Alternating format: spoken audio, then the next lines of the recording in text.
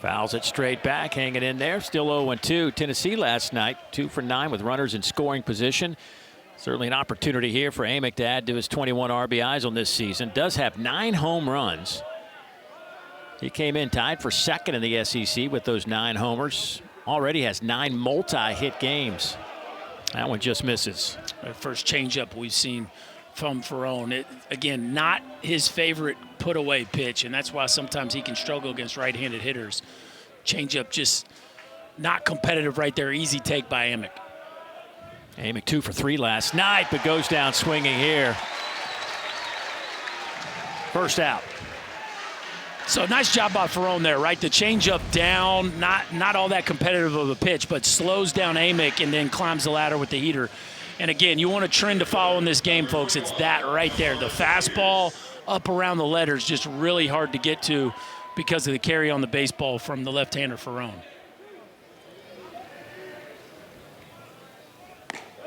So the 4-hole hitter, Kavares Tears, who has really, I don't want to say come out of nowhere, but the numbers he has put up so far in the first part of this season have been quite impressive. At .414, had a home run last night, 6 home runs on the year.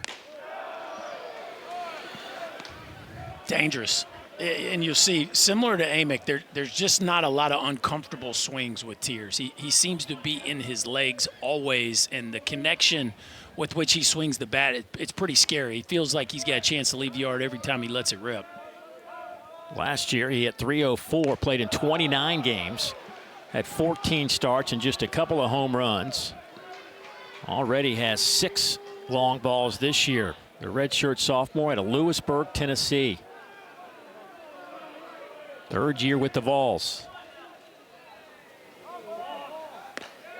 Tony Vitello talking to us a couple days ago about Tears and just his physical development. Mm-hmm. Some guys get to college, they got to get stronger. Some guys have to get more athletic or leaner. Tears is kind of the latter, where he had plenty of strength. Just needed to become a little more athletic so he could stick out there in center field, had to become a better defender. Yeah. They knew he could swing the bat, and I'm telling you, Ferrone just continues to get swings and misses with that fastball.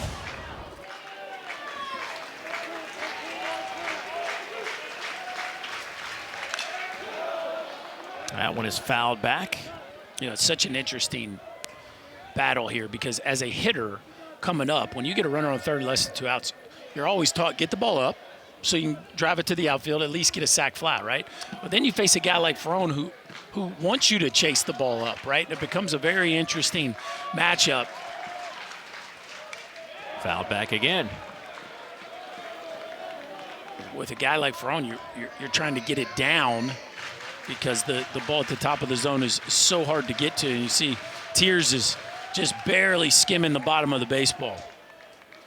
In his last start against Lipscomb, he went 5 scoreless, 3 hits, and 6 strikeouts.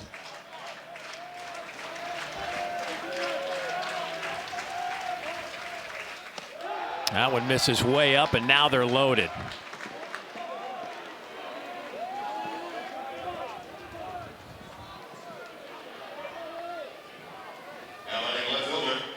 Well, this is what the guy, Dylan Dreiling, did last night. Super flat swing, Dave. Just an incredible angle of attack into the baseball. Somebody that's built to hit high heaters because of how flat the barrel moves through the zone. And he got one he liked out over the plate and launched it into the night. One of his 2 hits on the evening.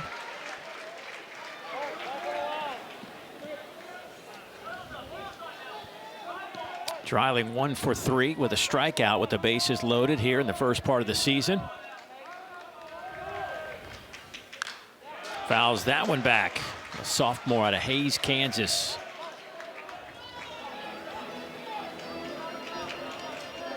Dreiling has a nice 10-game hit streak going. He's hit a home run in 4 of his last 5 games.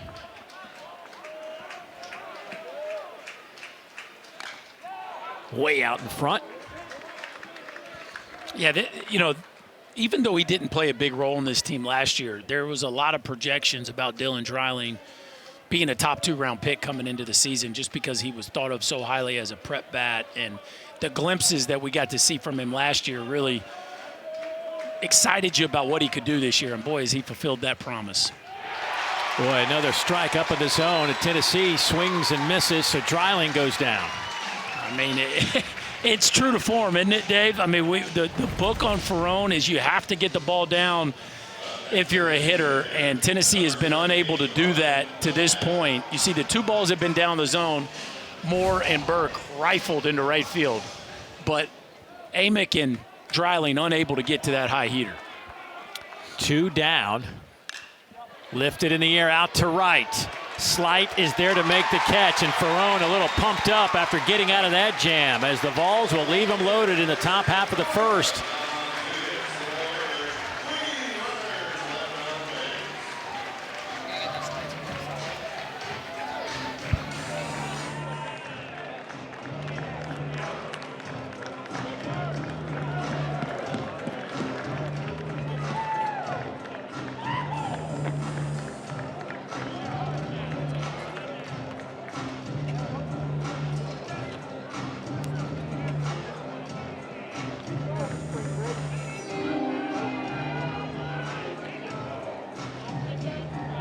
And third, nobody out, couldn't get anybody across. They leave him loaded.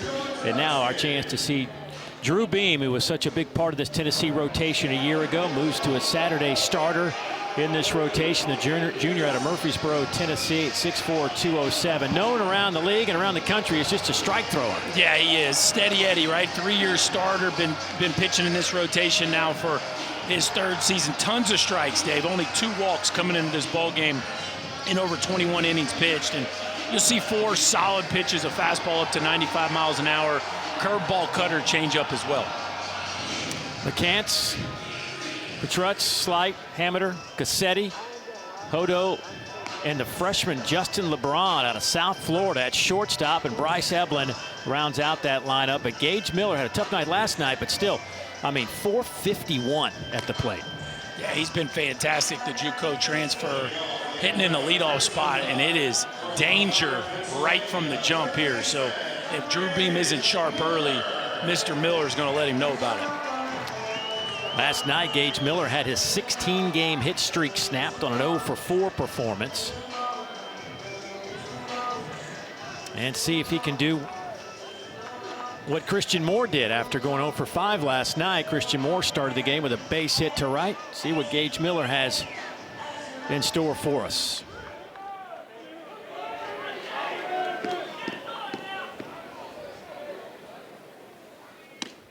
First pitch to Miller up in the zone. The junior 200-pounder, Elmira, Pennsylvania, by way of Bishop State Community College.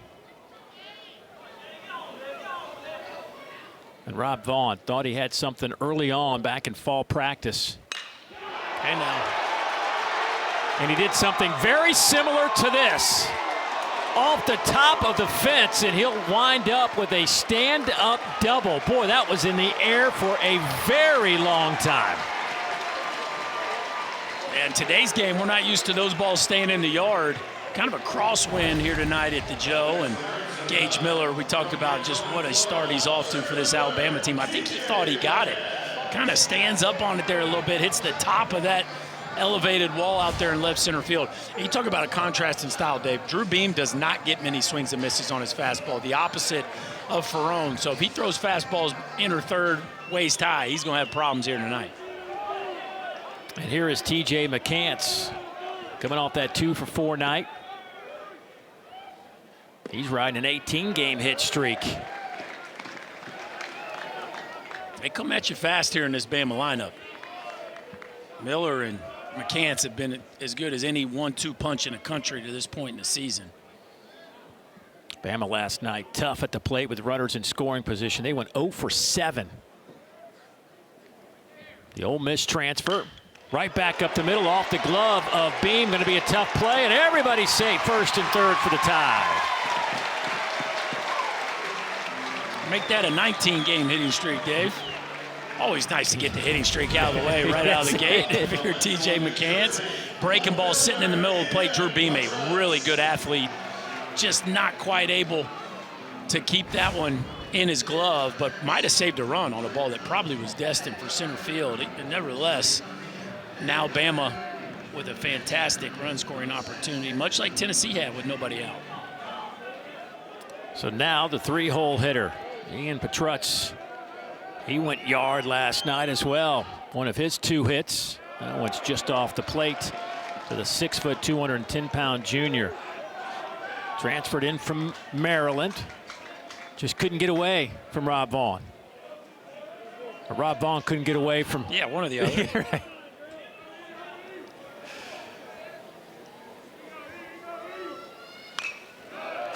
Fouls it straight back, 1-1 to count. He smoked one last night off A.J. Causey into right center field. McCants went over the batter's eye.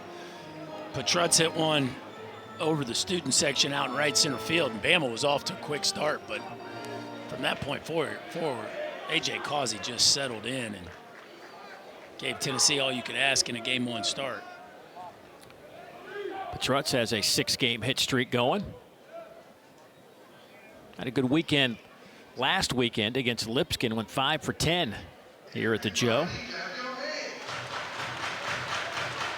After playing a couple of years at Maryland with Rob Vaughn, started every game last year for the Terrapins, hit .270 with those 14 homers and 56 runs batted in. He's got 2 on and nobody out.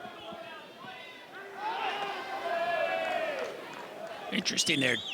See the catcher, Cannon Peebles, calls timeout, steps it, which we don't see very much anymore, looks at his wrist, getting something from the dugout, and then motions to the middle infielders. Obviously, first and third here, they're making sure everybody's on the same page with what kind of first and third defense they're going to play, and then a pickoff to T.J. McCants till Tennessee's anticipating some action here. What do we got here? And now Drew Beam takes too long to deliver a pitch. Now, is that on Beam or is that on? Well, I mean, yeah, Peoples did kind of get up out in front of home plate. Yeah. I don't know, it's interesting. It's very clear the Tennessee dugout is concerned with the action that could take place here on first and third.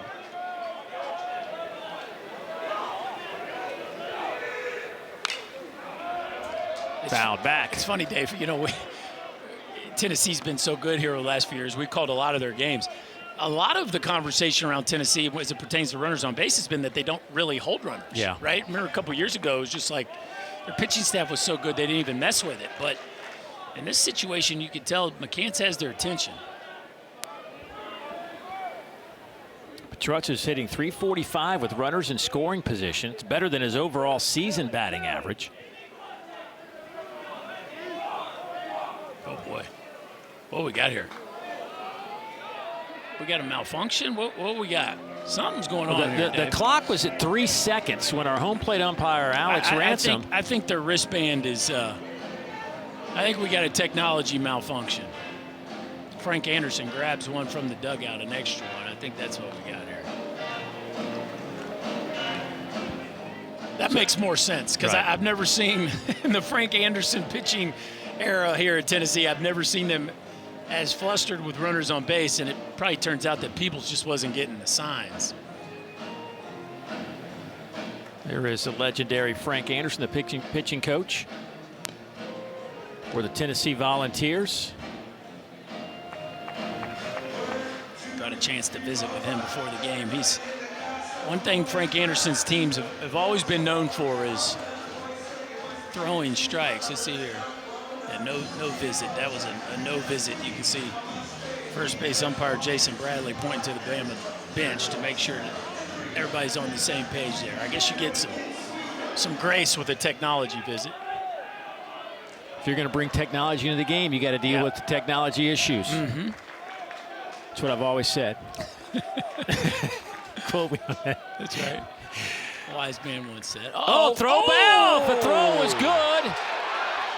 It would have got him. McCants will hustle down to second, but a better throw, and they would have nailed Gage Miller at third. Now, that is something you do not see. The old first to third. Usually you see third to first, and they had him, Dave. They had him taking his secondary. Fortunately for Tennessee, it's very short foul ground here, and Miller didn't see the ball soon enough. But what a tricky little pickoff play right there by the Volunteers. Maybe they just set all that up with the technology issues.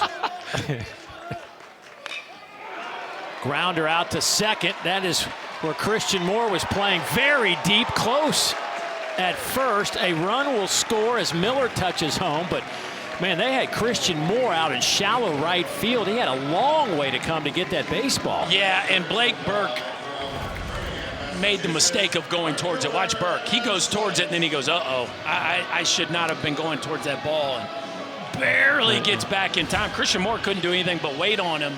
And that's one of those where Burke just has to realize, Moore's right in my side pocket. I can't go for a baseball hit to my right. They got away with that one. Well, that moves McCants over to third as Evan Slight steps into the plate. The senior out of Framingham, Massachusetts. 6'1", 230, a grad transfer from Rutgers. A chopper out to third, fielded there by Amick. Another close play over at first, but that keeps McCants at third. Two down. I thought he missed a chance there, Dave. Yeah. Usually third baseman's in, we're not going to go, but this is soft. Watch McCants. It's soft to his left. See how he kind of jabs a couple times, then he smacks his hands. Like, that's one of those where the third base coach says, anything at the third baseman, we're staying, but you have the freedom, especially as an athlete like McCants, the way he can move. If you think you can make it, you can go, and McCants just didn't get a great jump right there. William Hameter strides into the batter's box. The designated hitter 0 for 3 last night. Average at 300. No home runs on the year.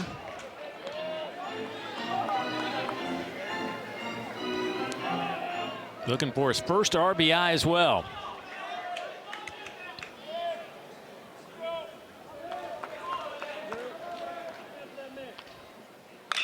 Ground ball to the right side. Burke is there, belt high, underhand toss over to Beam, and Alabama scratches one across. They'll leave a runner, and it's 1-0 Alabama after one.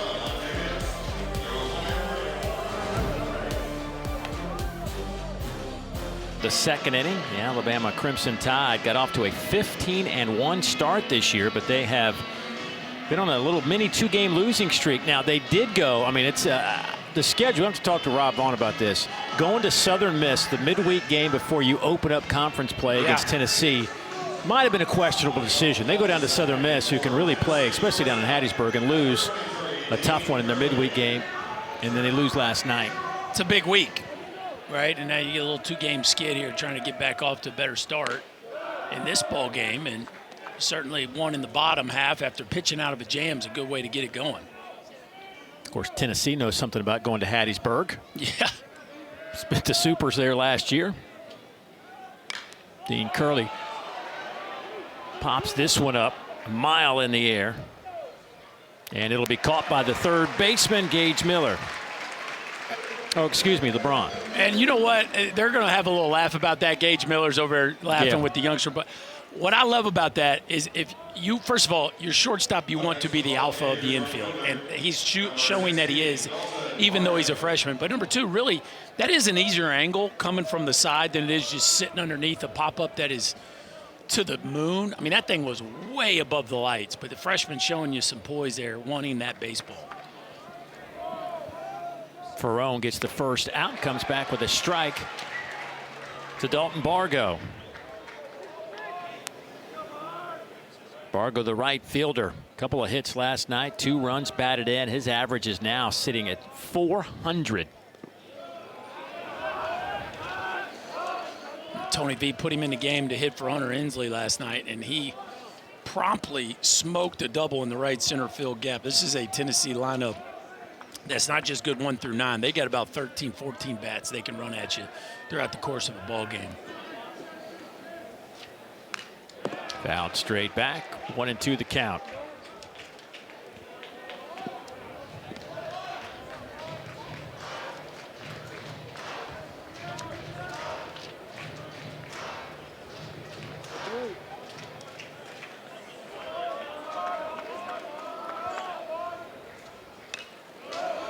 Fouls it back again. Ferrone, last year in his 1 year at Louisville, just 1-4 with that 4.8 ERA, but he came from Herkimer College and Herkimer, New York, where he spent 2 seasons and was the Junior College Division III Player of the Year in 2022. That one is out into shallow right field, fielded there by Eblin.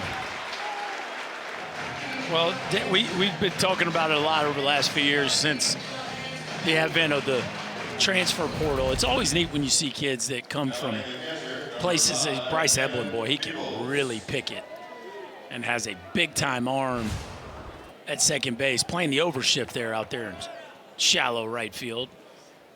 But think about it. You're talking about from upstate New York. He's here. He is pitching for the Alabama Crimson Tide. I mean, not only was it started junior at D3 school. Right. It's just such a neat deal with it. I know the portal gets a bad rap, and you know, it is what it is. But some of the stories I think are pretty cool. Now, I mean, let's face it, he is a big boy out there on the mound, too, though. 6'6", 240. I mean, it shows you, though, how many talented kids get overlooked. Yeah. Even in today's world where there's so many scouting reports and showcases and all those kinds of things, people still miss on kids. And some kids, maybe they didn't get missed on. They just bloomed late, right? And in today's world, there are a lot of different paths to the top of college baseball in every sport. There is a strike, 2-2. Buchanan Peebles, the catcher.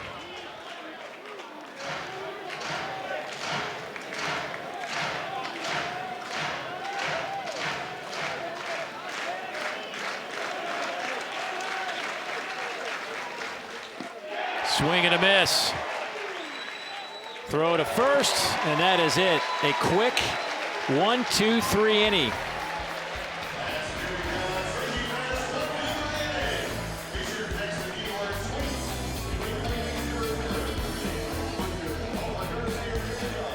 Tennessee Volunteers at 18-1. They now have a 17-game win streak, which happens to be the second longest in school history, but it's also the longest current winning streak in the country since Texas A&M lost last night.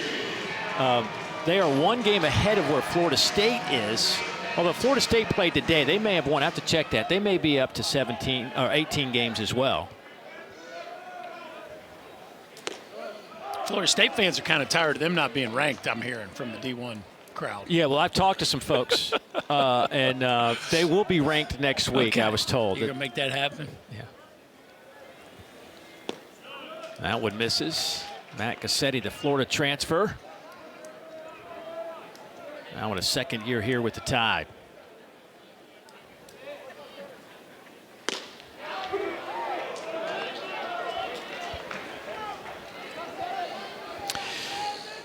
Well, welcome to Tuscaloosa, the capstone, as we continue with our opening weekend of SEC baseball. Dave Neal, Chris Burke, glad you could join us. Alabama and Tennessee, top 15 matchup. Tennessee wins game 1 last night, just hit bombs all over the place here at Sewell Thomas Stadium. But Alabama answers back with a run in the first to get things started here, and we're in the bottom of the second inning in a 1-0 Alabama lead. Alabama on the year at 15-3. They came into the week at 15-1, but lost to Southern Miss in their midweek game. And right back to Beam, who will jog it over to first and get it to Burke for out number 1. Meanwhile, this Tennessee team just on a roll. They have won 17 straight games, second longest in school history, and they're 18-1 overall, and getting some quality pitching, but really it's their bats that have been doing the damage for Tony Vitello's team. Yeah, number 2 in America in home runs, and last night they put that on full display with 3 bombs to get them off to a quick start in this series. Tony Vitello and Frank Anderson and the boys just keep pumping out top-end teams year after year. The guy on the mound, Drew Beam, certainly has been around this program and been a part of a lot of victories for Tennessee. Will Hodo, the junior, first baseman.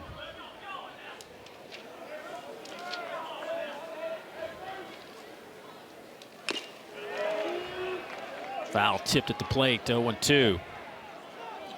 Beam doing what he always does, which is just filling up the zone. Came into the game with just 2 walks on the year. 4 pitches for a strike at any time.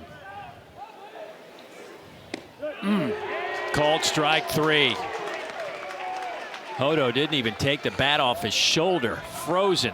So there's a word in scouting thrown out there called pitchability. It's kind of a made-up word. This is what it is. It's a backdoor cutter. So 90-mile fastball is usually 94, 95. That is a cutter that starts off the plate and just nips the outside corner as it comes back over the outside edge away from a left-handed hitter. Nasty. So you mentioned 4 pitches for strikes for Beam. What's his best pitch? From a swing and miss standpoint, his best pitch is actually the cutter changeup, right? So the changeup's about 45% whiff, changeup 40%, cutter 40%, changeup 45%. The fastball, even though the velocity is 95, 94, 95, it doesn't get a tons of swings and misses. So he tries to really paint the fastball to the edges, get ahead with it, and then he wants to go all speed late for swings and misses. Ground ball, stabbed at second base by Moore. Can't make the play, and the freshman Justin LeBron will be safe at first. I thought this one was a pop-up slide. Christian Moore, as you get to the baseball, if you pop up, slide, go down and pop up, you can get off your feet a little bit, and he just kind of stumbles as he can't quite hop up quick enough to finish that play. Nice job from a range perspective to get there, but he just couldn't hop up fast enough to finish that one off. LeBron will make you get rid of it in a heartbeat. There's a strike to Bryce Eblin, hitting 9th in this lineup, the Alabama second baseman, the senior out of Greenwood, Indiana. Had a base hit last night to push his hit streak to 10 games. He is second on the team and 9th in the SEC in batting average. Both these lineups can stretch you, can't they? I mean, 387 in the 9-hole, pretty scary.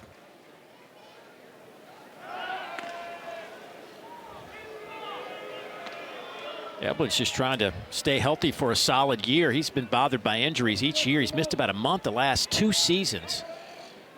He's a really good player. Came out of high school in the state of Indiana as a big-time prospect, and as you said, just had a hard time staying healthy. Oh, that one gets past Peoples.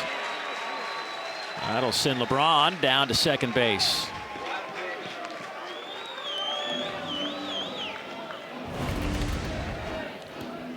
What is it? Changeup he just yanks. You see, Peoples is all the way on the outside corner, and that's just a changeup that you don't see too much from Drew Beam. His misses, when he does miss, are usually very small misses. That one ripped all the way across the plate. A very tough block for Cannon Peoples.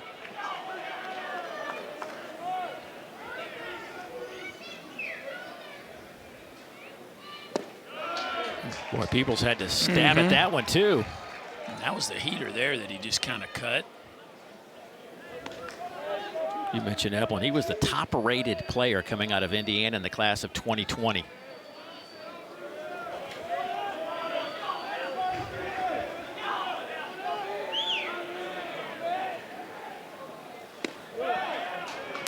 One thing about Brad Bohannon before he left here, he could recruit now. No doubt he brought about some it. dudes back into this program.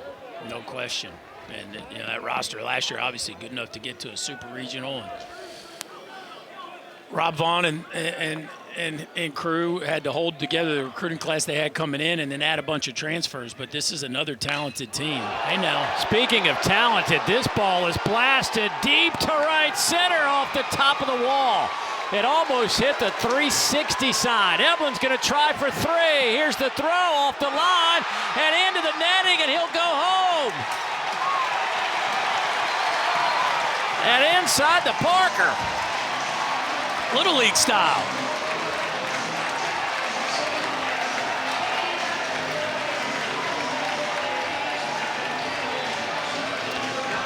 Well, what a swing of the bat, number one, by Bryce Eblin. It looked like a changeup up in the zone, but 2 Tennessee miscues lead to this ball. So, changeup up in the zone. Eblin thinks he's got it. He bat flips it. The ball comes off the fence. Watch, Tears misplays it. So that makes Eblin go 3. Then Christian Moore has a chance to throw him out. He throws it away. And a couple miscues right there by the Tennessee defense leads to 2 runs on a ball that hits off the wall. Gage Miller pops this one up to the right side. This will be Out number 3, and the inning is over. So Evelyn gets credit for a triple and scores on the throwing error, but we're going to call it a little league inside the Parker, buddy. And it's 4-0 Alabama, off to a quick start. Crimson Tide can swing the bat, folks. Bryce Evelyn, get the head out, young fella.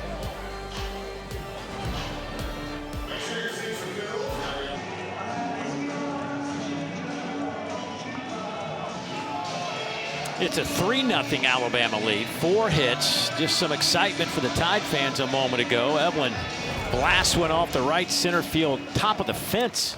Watch Billy Amick here, Dave. See him sliding all the way back across the base. So Christian Moore's out in right center field. He's on the outfield side of second base. For whatever reason, Billy Amick is on the catcher side of third base, which is not the right angle. And Christian Moore comes in a straight line. He's drawing a line from right center field to the outfield side of third base, but Amick set up on the catcher side of third base, and so a throw that I don't think is as bad as it looked ends up getting into the stands and gets Alabama an extra run, just because I don't think Amick was set up in the best place for Christian Moore to throw it to him. There was a lot that went on in that play, from the mishandle out in right center to the bad throw. If you go back to it, LeBron hits a ground ball up the middle that Moore fields cleanly. He can't get to his feet. Right. Then you get a ball at the right center field wall that certainly should score 1, but the second run was gift wrapped by the Tennessee defense on, as you said, a few different levels. Here's Christian Moore, top of the lineup, by the way, back up for the Volunteers. Moore singled his first time up, was left stranded. The Vols had him loaded.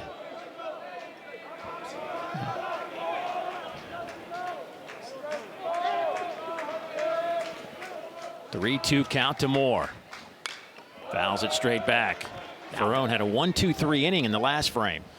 That's the one you want to hit right there, Dave. And I know we weren't, some of our viewers weren't with us in the first, but Ferrone got a couple punch outs of Amick and Dreiling on fastballs above the belt. Sharply hit. That's a fair ball. It's going to get down in the corner.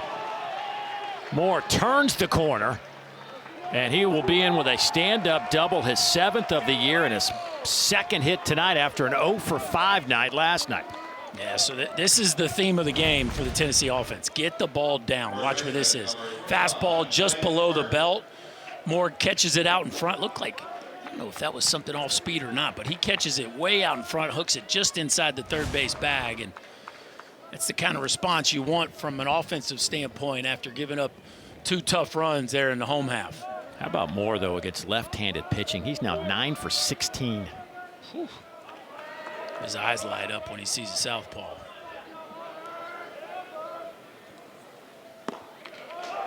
Ferrone to face Blake Burke. He doubled his first time up.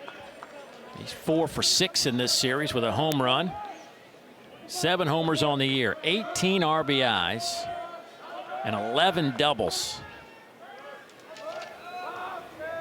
The preseason All-American. Oh.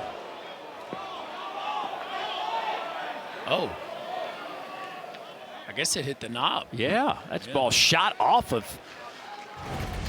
I guess, the end of the bat. Let's see if it hit the knob. It's interesting. Burke didn't try to sell that at all. There's that fastball that tends to ride up. Oh, it hit the bat up on the handle, yeah. Yeah. Darn near hit the barrel. There's not a lot of space to miss a human in that that lane, but somehow it clipped the bat, and that's called stealing a strike right there. Burke has been so clutch here in the early part of 2024 for Tennessee at the plate. He's 8-for-13 with runners in scoring position. This is a foul ball. But of those 8 hits, 3 homers and 3 doubles. You know, last year was really defined by an incredible start to the season, really bad conference play, had some big swings, big moments on their trip to the on their ride to the College World Series. So far this year, it's been a much more consistent. Granted, we're just getting into conference play, but he's hitting 16 of their 18 games. He's played at a really consistent level. The high end of Blake Burke, everybody knows is, I mean, he's as dangerous as any hitter in the country when he's at his best. The question is, could he be consistent over the long haul of the season? Because last year was his first time playing every day, and he just wasn't able to do that. But, man, it certainly appears like he's poised to have a monster year, off to a great start in this series. High chopper fielded over there by Gage Miller. Throw over to first. Close play. They get the out. Moore has to stay at second.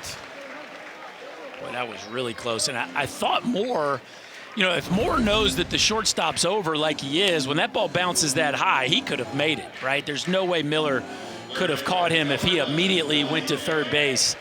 And Miller with a nice internal clock there to gather his feet and get Burke by half a step. That's knowing your runner, not rushing that throw, and Burke unable to get the runner over to third with less than 2. Billy Amick looks at a ball down.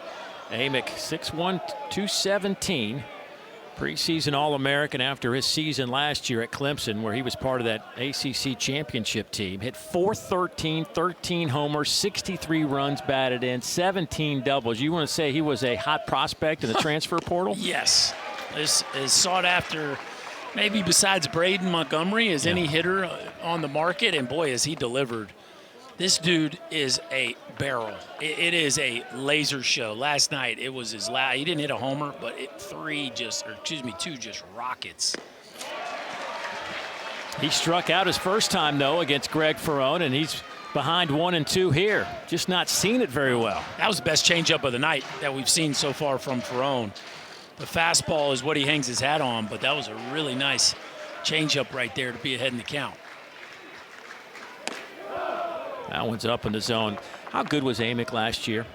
In 57 games he played, he had 21 multi-hit performances. Yeah, it wasn't like he hit .413 and played like 25 games. I mean, he was out there every day in the ACC just raking. Out to short. LeBron fields. They will get Moore hung up. Now they got the little pickle and they get the out. And that keeps Amick over at first base. Well, as good as the start with the bat as it's been for Christian Moore, there's been a play or two on defense he'd like to have over, and from a base running standpoint, he should have gone last time and didn't. This time he should not have gone and did, and that's giving up 90 feet right there if you're Tennessee, because Christian Moore should be on second base with 2 outs. Instead, you got a runner on first with 2 outs. Kavares Tears looks at that fastball up in the zone. Boy, it's not been a clean couple innings here for Tennessee. No, again, gave up really, 2 last inning on defense, and now a base running error. 2-0 to Tears. Give Ferrone a bunch of credit. I mean, he's the top of this Tennessee order is going to bring chances, right? They are going to produce base runners. It's all about the pitcher's ability to pitch around those chances.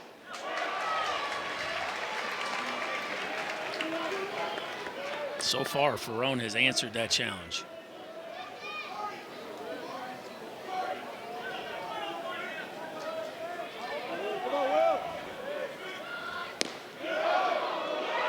Oh, that just missed. Crowd here thought that might have been strike 2. Instead, it's ball 3. Be careful here now. That's one of those 50-50 balls, and if you're Tears, this is a pitch to take. That's down and out. He doesn't want any part of that. If it doesn't go your way, so be it. It's 2-2, but he takes it, and now in the driver's seat here with a 3-1 count. Careful. Oh. Lifted high in the air, but foul. He just has that vibe about him right now where if the ball's in the zone, it looks like he's got a shot to leave the yard every time he lets it rip. Just a little out in front of that one. Tony Vitello says Tears is kind of the new Jared Dickey for this Tennessee team. What does he mean by that? Yeah, so first he means he's changed his body. Jared Dickey had a bunch of work to do on his body when he showed up to Knoxville. And Tears maybe not quite as much work, but similar, has really leaned out and become a better athlete. But also just talking about what a professional at bat he gives you every time up to bat. And it's AB's just like this, right? Tough left-hander, and you're just hanging in there, really knows the strike zone, just has a knack for finding the barrel. I would say that Tears it's a little more conventional swing than Dickey. Dickey sometimes would get out of his posture a little bit, but could kind of hit ugly, so to speak. Tears, it's like a clinic on how to stay in your legs and take an A-plus swing every time he lets it rip. Hitting .526 against left-handers this year. Ground ball to the right side. That number will drop a bit here as Alabama gets out of that what could have been a jam, but some base running blunders cost him perhaps a run. Alabama leads it 3-0.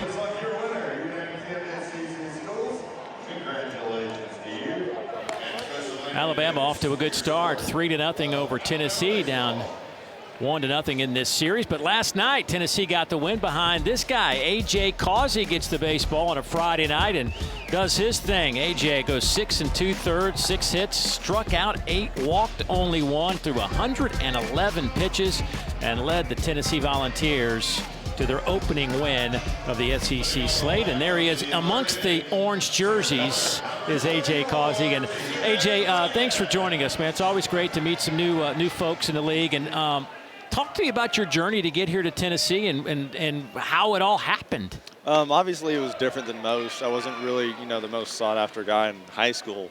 So I went to, Jacksonville State, pitched there, really got into, read books on, the whole pitching mechanics and working out and all that stuff.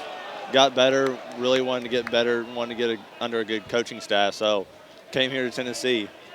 And so, yeah. So you read a bunch of Chris Burke here, by the way. Nice job last night, AJ. Thank you. You read a bunch of books on pitching mechanics, yet I would say you have a very unorthodox arm slot. So tell me, what book did you read, and where did you find that unique delivery, specifically the arm slot? It wasn't, I'll take that back, it wasn't as much pitching mechanics as it was strength and conditioning. But the books were Building a 95-mile-an-hour Body by Ben Brewster and Movement Over Maxes by Zach DeSham. Okay, so what about the arm slot? Where have you always thrown it from over there? I don't say down there. It's more over than down. But where did you develop that arm slot? I started doing it when I was 13. I played a lot of wiffle ball with my brothers, and my coach came up to me. He was like, "Hey, you don't throw the hardest over the top. I played with Beam when I was 13. He was like, you don't throw as hard as Beam, and he was like, you should try throwing from the side. I think you'd be good at it." Started doing it, absolutely fell in love with it. And I'm guessing you probably played infield too. Were you shortstop, yes, sir. Third baseman? Oh, yeah, third, first, kind of all over the place, yeah. All right. Now, you grew up in State, Alabama. I got to ask you, were you War Eagle, Roll Tide? What'd you grow up? My family was War Eagle, but I really didn't have an affiliation. Okay. So the orange, you didn't have to get used to the orange. No, I didn't. You were good with that. Yeah, I was perfect with the orange. So, by the way, Evan, slight step at the plate, swings and misses the Beam pitch. But the process to get to Tennessee, you say you weren't really recruited that much coming out of high school and whatnot. So what was that process like? Did you feel like it was a whole nother recruitment? Oh, my goodness, Beam is hit. Hold on just a second. Make sure he's all right. Throw to first. Wow. Not in time. And it looks like – yeah. Let's see what's going on here with Beam real quick. Well, that was a shot. He's hopping right up. That's a good sign. Caught him in the foot. This ball catching a bullet off the bat, a slight. It's like a two-seamer that, caught him right on the heel, it looked like. Lifted him off the ground. Tell you what, Curley almost made this play as this ball ricochets off the heel of Drew Beam. Seems to be moving around pretty well.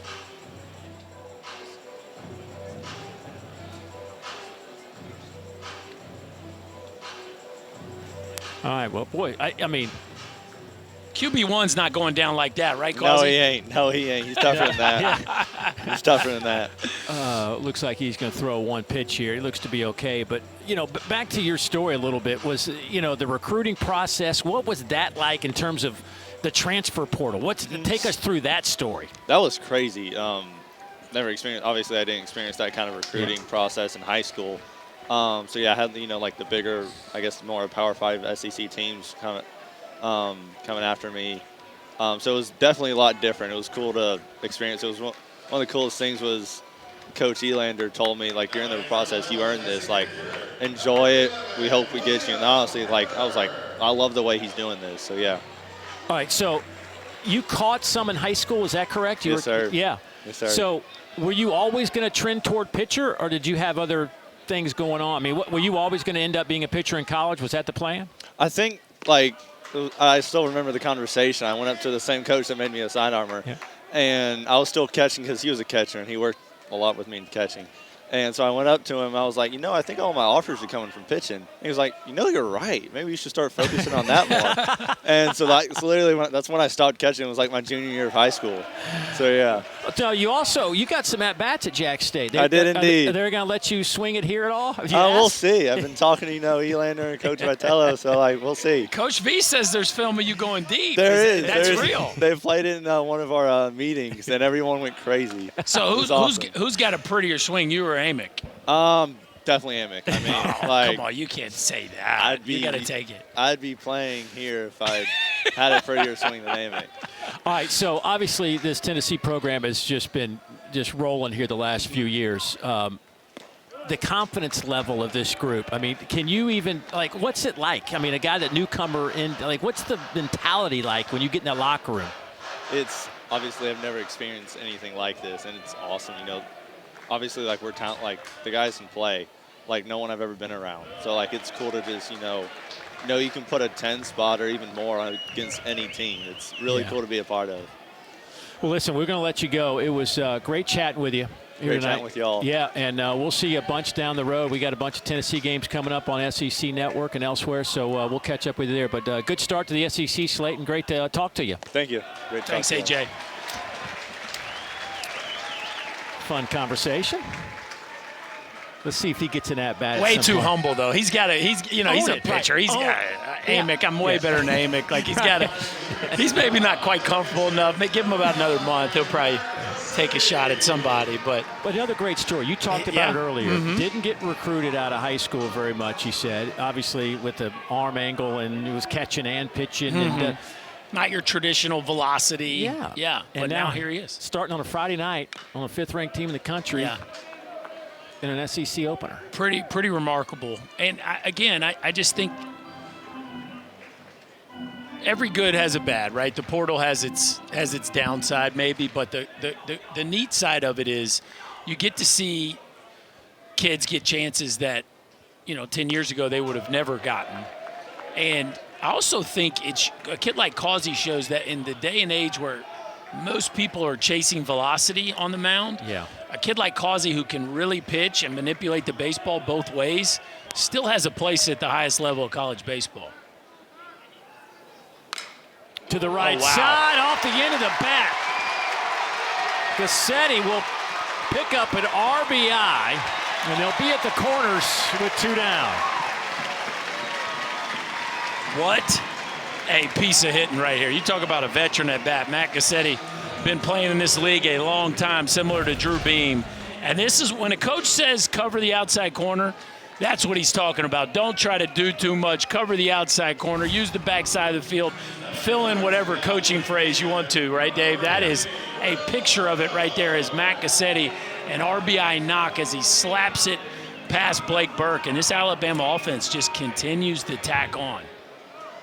4 of their 6 hits have been with 2 outs. And they lead it 4-0.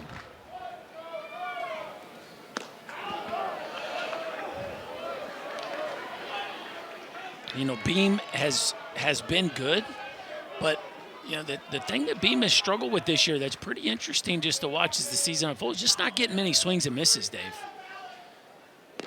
And, situations like that where you got Gassetti in a 2-strike count, you need to be able to get a swing and a miss, and you're not seeing a ton of that from Drew Beam. The strikeout numbers are not maybe what you would have thought they would have been. What is his strikeout pitch? Yeah, I mean, again, by swing and miss, it's the changeup, but that's a tough one to go to with 2 strikes against right-handers. And you get a veteran hitter like Gassetti, and you try to throw something moving off the edge of the plate, and he has a move for that, right, to stay on it and shoot it to the backside. And I think this is a storyline to follow with Drew Beam as the season unfolds. Can he get swings and misses in big counts?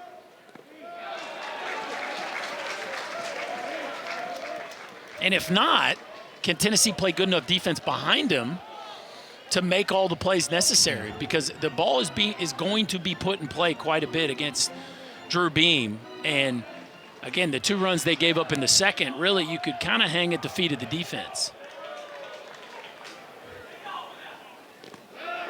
And Peebles has a tough time handling that one down in the dirt, and they'll be loaded now with ball 4.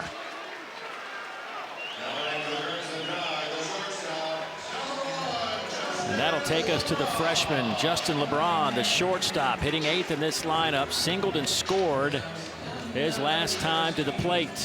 Well, this is interesting now, Dave, because if you look, Frank Anderson is going to go out there and have a chat, but if you look at the way he pitched Hodo there, those last couple offerings especially, like, it looked like this is the guy he wanted, right? The breaking ball's in the dirt.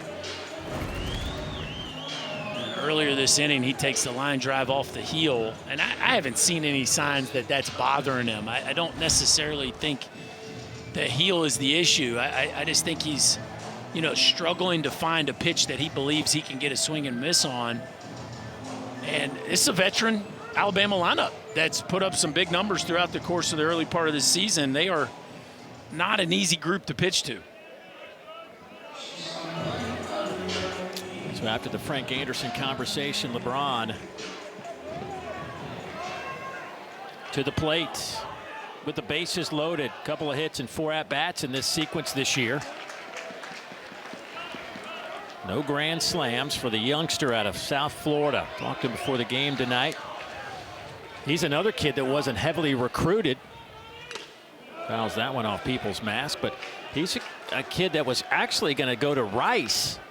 And then late, when Rob Vaughn got this job, Rob Vaughn goes down there down to South Florida to meet Justin LeBron and said he loved him, loved Rob Vaughn, loved everything about it, and changed his mind and wanted to come to Alabama. But he says it really was not much there in terms of recruiting, but there will be some excitement here in Tuscaloosa for LeBron as the throw is late. And a 2 RBI single. Well, the Bama fans happy to have this freshman shortstop in their lineup. Boy, and again, it's kind of death by 1,000 cuts, a breaking ball that's just out over the plate. And, it's hard to figure what's up with the curveball of Drew Beam. Just getting 11% swings and misses on his curveball this year. Last year, that pitch seemed to have a little more bite to it, and right now, just everybody getting a piece of Drew Beam with that breaking ball and ball finding holes here tonight. Tell you what, if you're Alabama, though, you want to pile on as many as you can against this Tennessee offense. A lot of ball game left. Yeah. Bryce Evelyn tripled, ended up scoring on an error.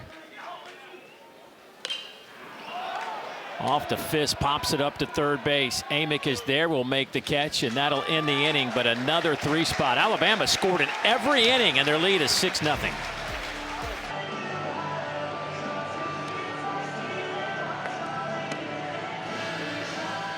You're watching SEC Baseball opening weekend as we come to you from Tuscaloosa. Dave Neal, Chris Berg, glad you could join us from Sewell Thomas Stadium, a place they affectionately call the Joe. Boy, last night, Hagen Smith does it again. I mean, 10 strikeouts in 6 scoreless innings. How about those numbers? And, of course, I mean, what is there? Jack, Cags, Tags, Ags. A couple of home runs last night, and Florida's win, snapping A&M's win streak. In Mississippi State routed LSU last night. Bulldogs off to a tough start. But, I mean, there's a lot to digest with league play beginning. But Hagen Smith is on one of these heaters that rarely do you see in this league. Yeah, well, Paul Skeens had one, but he's right. on He a was better rare. pace. I know he's got more strikeouts to start the year than Paul Skeens had through the first 24 innings, which is it's just a stat. You can draw whatever conclusions you'd like to from that, but Paul Skeens is the best college pitcher I've ever seen, and I'm not put Hagen Smith only lasted 1 inning his first start. So that was kind of a weird deal, but since then he has pitched at a Paul Skeens kind of level, and we're just talking about Drew Beam struggling with get swing and miss. Yeah. Hagen Smith is getting more swings and misses than anybody in the country right now, next to Chase Burns. Dylan Dreiling at the plate fouls that off. Still 1-2. That first inning, though, for Hagen Smith, that first game when he pitched only one inning, the temperature was like 40 degrees. The wind was howling. I mean, it was just. They were like, get him out of there. Yeah. And then he struck out 17.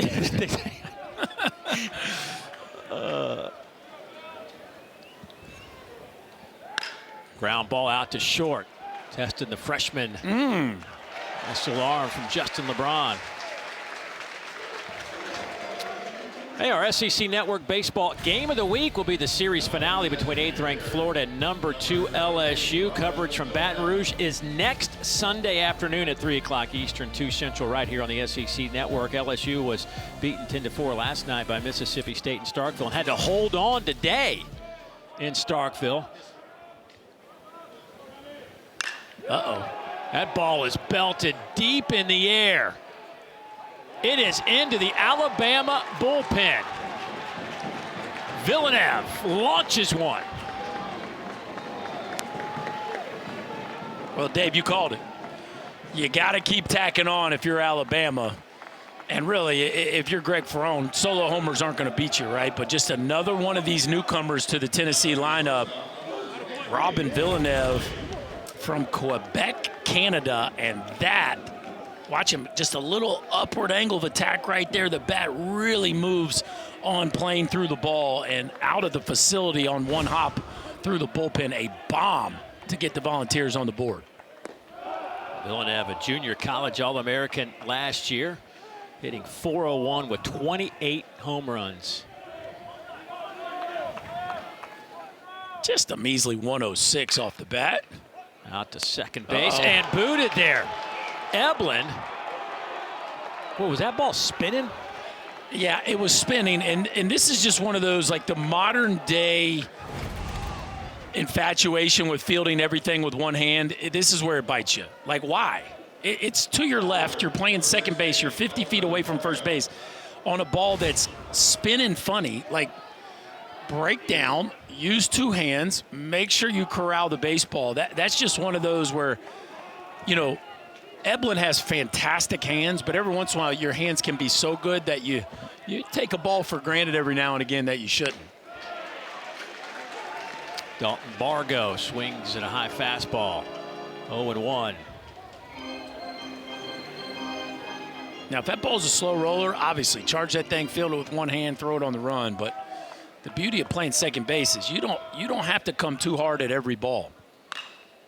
That's hit a mile in the air out to center field. TJ McCants will make the catch. That'll be out number 2.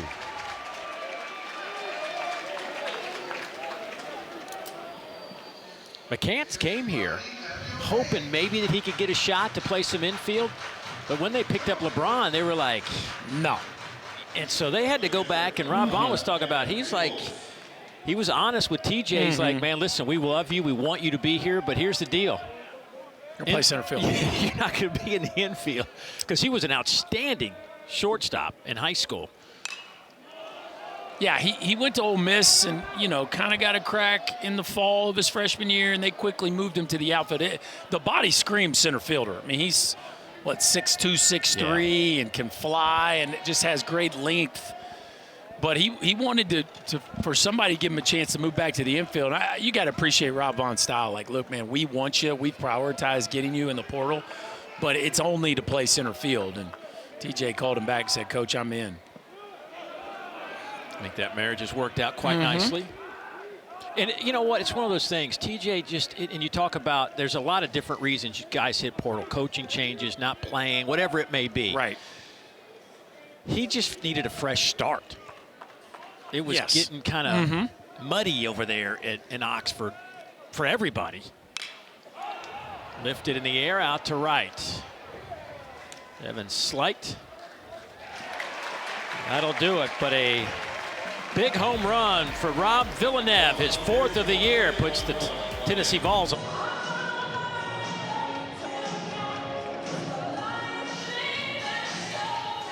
Drew Beam, 3 innings of work. He's given up 5 earned runs, 6 runs total. Last year in Hattiesburg, Mississippi, when they needed a big start, boy, did they get it. 9 strikeouts in 6 innings in that super regional where Tennessee had to rally Now look at that breaking ball, Dave. That was nasty. And those swings and misses, right? The snap, the shape on the breaking ball last year. I remember Todd Walker was comparing it. He was doing the game. Yeah. Was that with you? Were you calling it with him? Okay. He was comparing it to Kerry Wood's breaking ball. By the way, we were in Florida together. Yeah. Just so you I'll know. never forget that Super Regional day. You were great, by the way. Thanks. You had the year before. You had the year before. Is that right? I love you. I've missed you. You're the best. I'll never forget a series I've worked with you, Dave. Anyway, back to Drew Bream's breaking ball. That's a tough play out in right field, but the catch made there by Dalton Bargo. Yeah, I think that's, again, the numbers are fantastic. We're getting into Southeastern Conference play, and like we've seen so far in this ball game, you get 2 outs, a couple runners on, you get to a 2. He never has problems getting to 2 strikes because he fills the zone up so early in the count with multiple quality pitches. I just think the storyline for Drew Beam against the best lineups in the biggest moments, can he get guys to leave the strike zone because of the snap on the breaking ball? And tonight we certainly have not seen that. Here's McCants. He has singled and struck out. 3 hits in this series.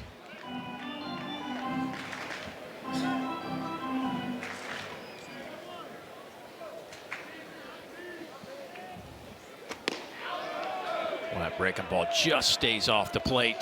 2-1. It's interesting, too, because like he does a nice job with the arm side breaking ball like that, which is backdoor to a lefty. It's the glove side one that usually is easier to throw for a right-hander where he can rip it across the zone. And we saw a couple of good ones in that clip from that Southern Miss Super Regional where he's just ripping it across the zone. Where tonight we just haven't seen that ability to just really get the lateral break as the ball leaves the zone and gets right-handers to chase.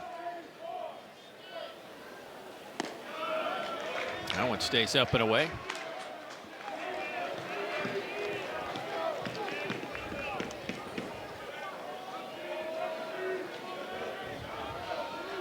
Tennessee getting some action in that bullpen. Beam trying to stay in here as long as he can as he gets McCants. There's a swing and miss on a heater. It's gas right on the outside edge. 93-mile-an-hour fastball painted, running away from the barrel of TJ McCants. And that arm side two-seamer, arm side changeup, backdoor cutter. We've seen him do a lot of nice things to the arm side. Can he find that glove side breaking ball? Get to check swing, no swing. That's Christopher Griffith down there at third base. Ian Petrutz 0 for 2, does have an RBI. He grounded out in the first to drive a run in and slaps this one to the left side for the base hit. 3 straight transfer portal. Really, Miller's a junior college transfer, but you go, Petrutz come over from Maryland, Slight from Rutgers, and of course McCants from Ole Miss, right there in the heart of this Alabama lineup. Old, mature, physical hitters from the left side they're going to make it very, very tough for right-handed pitchers in this league. Bama now 6 of their 8 hits have come with 2 outs in this game.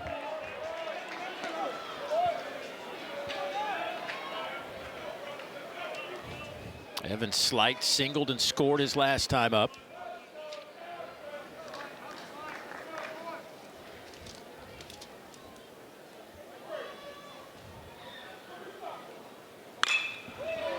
Lifted down the line and left and slicing into foul territory. Just does get there.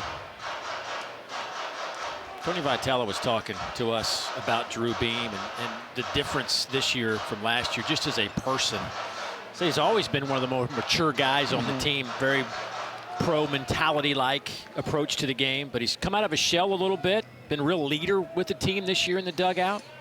Yeah, I think there's a maturation that every kid goes through where your first year, you're just building equity, right? You got to prove you're about the right things. In your second year, you settle in and really prove yourself as a player. Of course, he did it his freshman year. A lot of guys, it takes them a couple years before they can really do it on the field.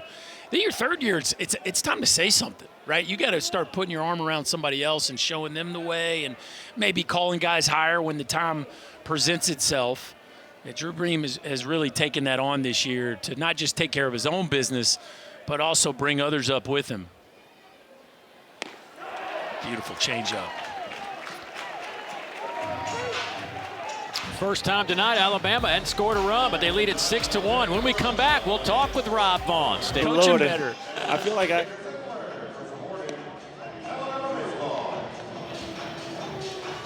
Hey, Dave Neal, Chris Burke, and joining us down in that Alabama dugout is their skipper, Rob Vaughn, his first go-round with the Crimson Tide, but not his first go-round as a head coach. And, Rob, first of all, thanks for joining us. Great to have you in the Southeastern Conference. I know this is just game number 2 of SEC play, but when you start looking around this league, and I know you kind of watched it from a distance before, but what's your take on SEC baseball? Man, this is awesome. I mean, look at the crowd tonight. I mean, we got dang near 6,000 people out here tonight. It's rocking. You know, kids are on spring break and they're still showing up. It just, you know, it's the whole slogan. You know, and when I was in the Big Ten, I didn't love it, but the whole just means more, man. It does around here, and it's really good baseball. I mean, it's the best players in the country lining up, and every day's a battle, man. We got 10 straight weeks of absolute meat grinder, and it's going to be a lot of fun.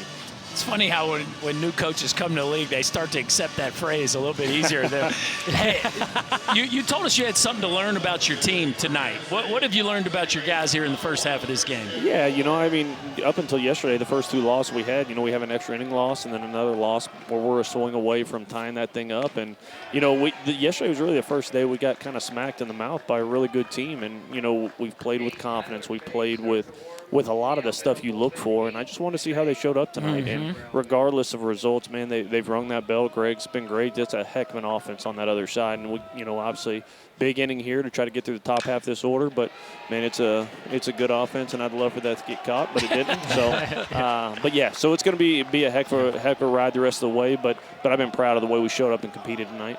Yeah, you're off to a great start. Listen, we'll let you get back to business, but thanks for visiting with us, and we'll see you tomorrow right here. All right, thanks, boys. Roll Tide.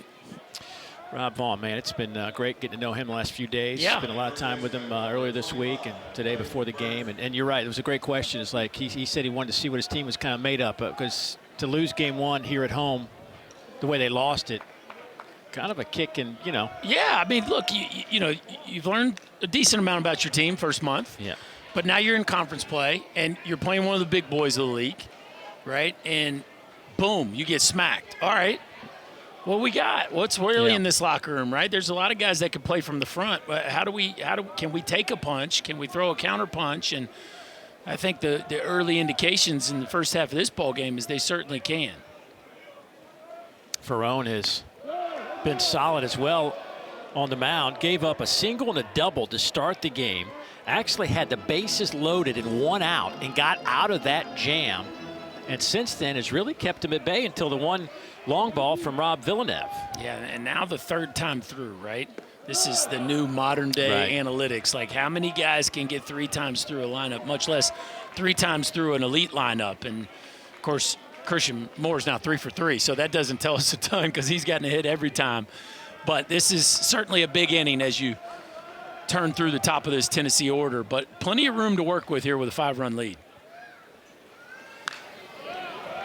And we gave you the number earlier.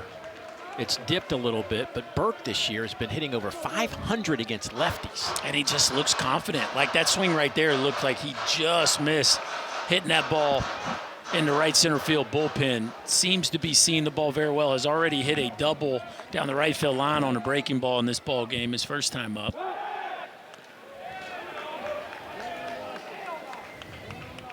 I've always said this about Burke, and I mean this in the most sincere way, but he looks like when his baseball career is over and he wants to play in a Sunday softball league, he's going to be... He might make 7 figures in professional softball. Yeah, that's what I'm saying. I mean, the man can flat out hit. This is what happened last night. Yeah, this is 18 degrees launch, which a normal home run is somewhere between 26 and 32 degrees. That was 18 degrees off my man's forehead out there. No, I think he got his glove on it, but just a 1-iron. Way, the forehead sounds better, though. That is popped up high in the air out to left. But Trutz makes the catch. Let's not forget, we talked about that Southern Miss series last year, the Super Regional for Tennessee. He hit a huge home run in a big time, 479 feet. Legendary.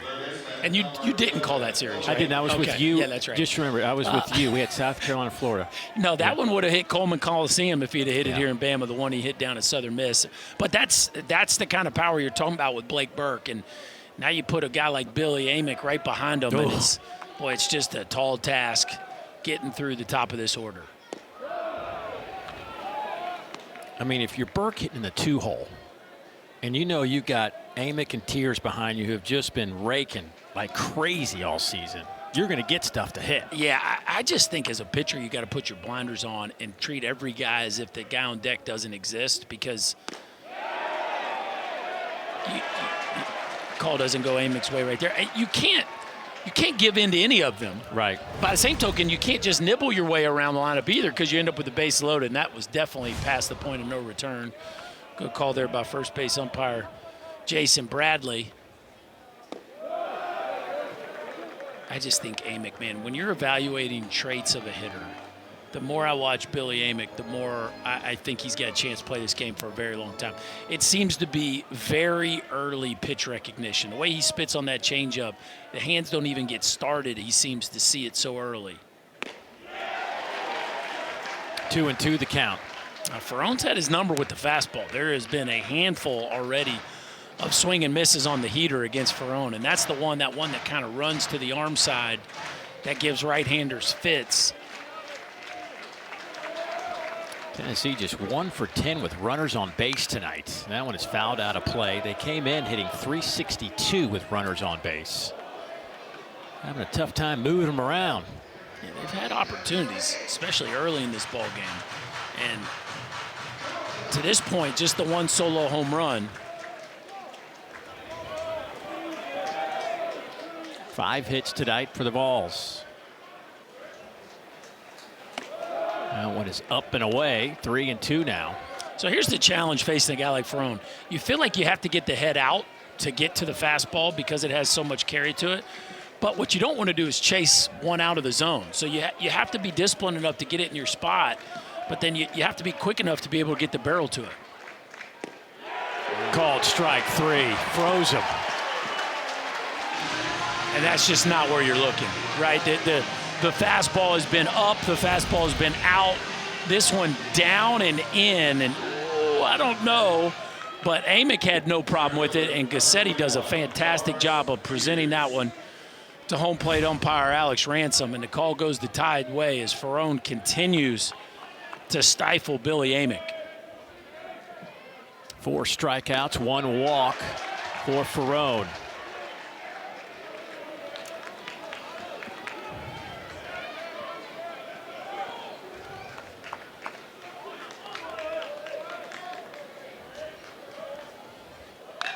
Slap, but right to the first baseman, Will Hodo.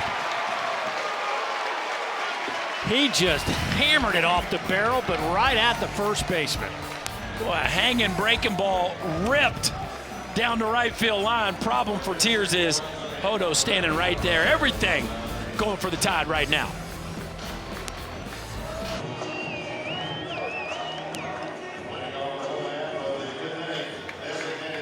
Hey, we've got some great softball for you tomorrow afternoon. 15th ranked Alabama meets number 5 Georgia in the final game of that 3-game series in Athens. So far, Georgia leads at 2-0. Georgia won 4-2 and then 11-3 earlier today. Coverage begins at noon Eastern, 11 Central Time, right here on this very network. You can also catch it on the ESPN app. William Hameter start things off for the Tide, who lead at 6-1.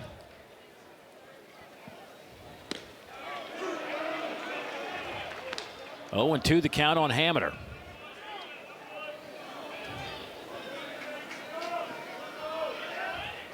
The senior designated hitter. Just his 3rd start of the year, just the 7th game he's played this season. Swings and misses, and he goes down on 3 pitches. Well, Drew Beam is kind of finding his slot right now, isn't he? That is 3 out of the last 4 hitters striking out, swinging, and there's that cutter that kind of rips across the plate to the glove side. And just when we were talking about Drew Beam not coming up with a bunch of swing and misses, seems to have really found a nice groove here in the middle innings. That one shot out to right. Bargo on the run will make the catch. 2 down. Beam now up to 73 pitches. Causey last night went 111.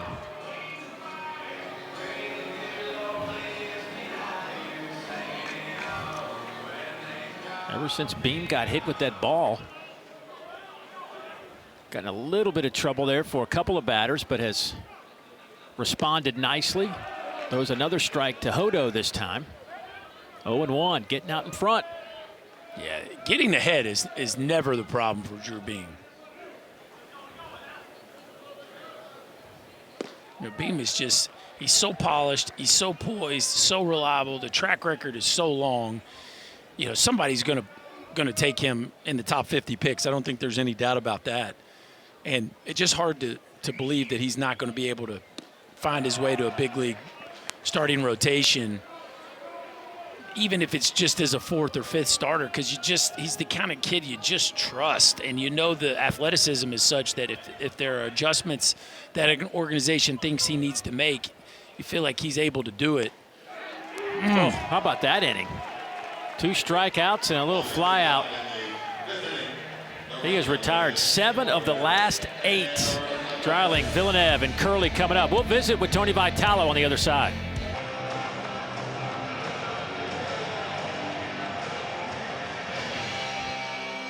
SEC opening weekend. Dave Neal, Chris Burke, and joining us down in that Tennessee dugout, their head coach, Tony Vitalo. Nobody's won more baseball games since 2021 than this man's team. And Tony, thanks for joining us. It's another SEC slate. The league loaded again. But I want to talk about your team, and it seems like there seems to be always new faces. The pieces are a little different. What's your take on this bunch of volunteers? I think it's a group that really meshes well together. They want coaching. They want to show up to work every day and have fun and get better. So they've made it fun for the coaches. So there's been kind of a good go back and forth. And we probably made as much progress in the fall as any team I've ever been around. It just kind of getting to know each other, helping younger guys, getting established what we needed to. And I think a little bit of the momentum helped carry into February. We were talking to Coach Vaughn about what he was wanting to learn from his team tonight after the game last night. What do you feel like this road trip, being on the road, weekend 1 of SEC play, is there something you're still figuring out about your squad or looking forward to finding out about them? No, I mean, that Shriners Classic is huge. The teams we played there, Baylor, Oklahoma, and Texas Tech, and the environment, going on the road, playing at a big league stadium. Mm-hmm. And then we went on the road a couple times in the fall, too, against good teams like Virginia Tech. So I feel like the guys kind of now know what the road routine is. We really benefit well from a lot of guys like Simo and Burke that have been around for a long time and kind of coach the guys up on what to do so the coaching staff doesn't have to say much to the guys. So I think we kind of know what we need to do, and Coach Vaughn will be just fine with this lineup he's got. Yeah. Drew Beam seems to be settling in.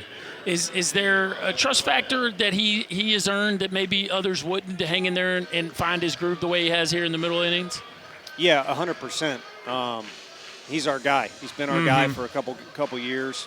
He's our guy more so now in the locker room and the dugout than he's ever been before. And yeah, he's earned the right to do a lot of different things.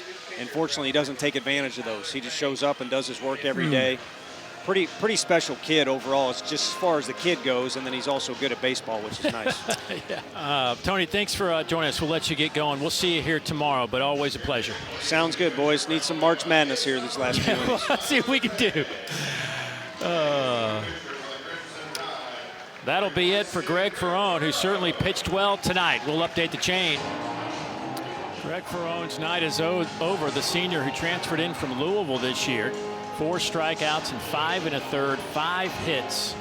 And I think the first inning was really huge for him tonight. He got out of a bases loaded jam and 1 out with no runs across the board. And after that, he's really kept him at bay. 1 swing on a solo shot.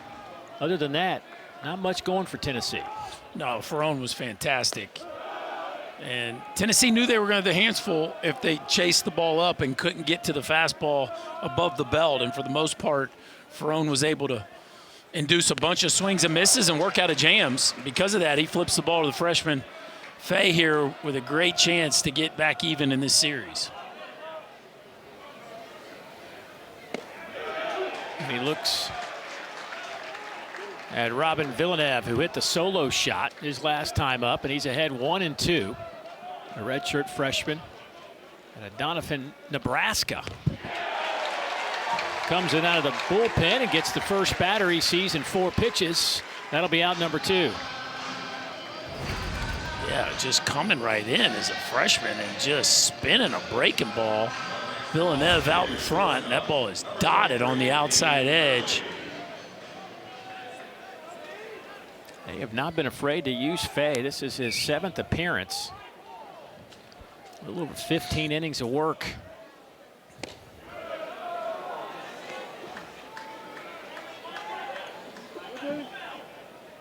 Fastball, slider, changeup, fastball 92, 94.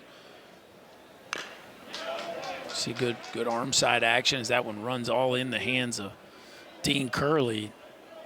Speaks to the poise and character of a youngster that this is the first arm they go to in a Saturday game of the first series of the SEC slate. Just shows you how much they trust him. Out to right field. Slight is there to make a catch, and the inning is over. So Fay does his job, helping out tonight's starter, Greg Ferrone. 6-1 out.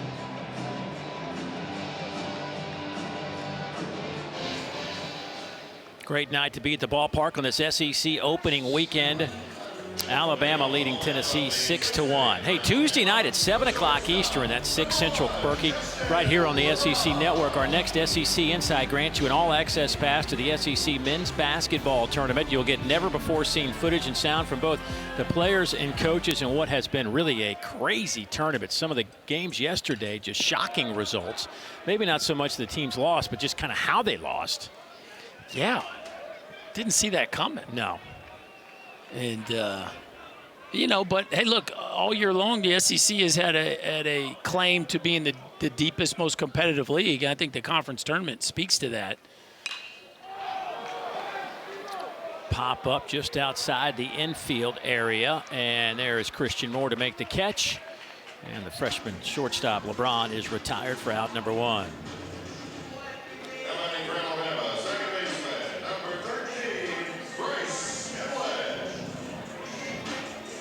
Well, Causey went over 100 pitches last night. Drew Beam out there. He is just at 79 here as we're in the bottom of the 6th inning. He had a really clean inning.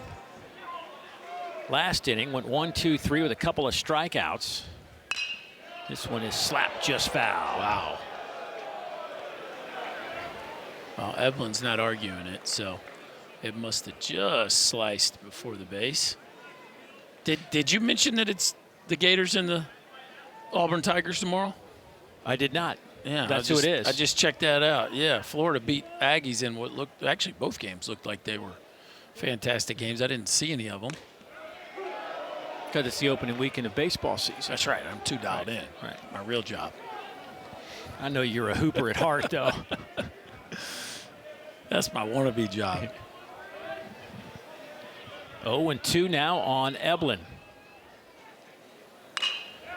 To the right side, Burke will field, will toss to Beam, and that's out number 2. So, you know, when I talk about Drew Beam being a pro, this is exactly what I mean, right? Never slumps his shoulders, never has bad body language, takes a missile off the foot, hasn't one time limped or looked at his foot to try to make any kind of excuse. The stuff has gotten better as the game's progressed. The pitch count is actually per inning has decreased, and he looks like he's having a walk in the park. Now he's down 6-1 in the ball game, but what he's doing is saving every one of their best bullets they have in the bullpen. And even if the offense doesn't make a run, they're going to be loaded going into a game 3 tomorrow with every arm available to them because of the way Drew Beam has extended this outing. He looks like he's at least good for one more. Be anxious to see what they do tomorrow in terms of how they'll set up their staff. Yeah. A.J. Russell, it's just interesting, the fact they haven't, well, who knows? This game still has some life to it, right? But they haven't used him thus far in the first 2 games of this series. And make no mistake about it, he's their best arm as far as you talk about the most electric stuff. It's A.J. Russell, and if you want a proof of that, just go back and watch some of the film when they played Texas Tech game 1 of this season, but hasn't pitched since leaving early in his second start of the year. Boy, that was nasty down in the dirt. That was a pitch that Alabama wasn't swinging at much.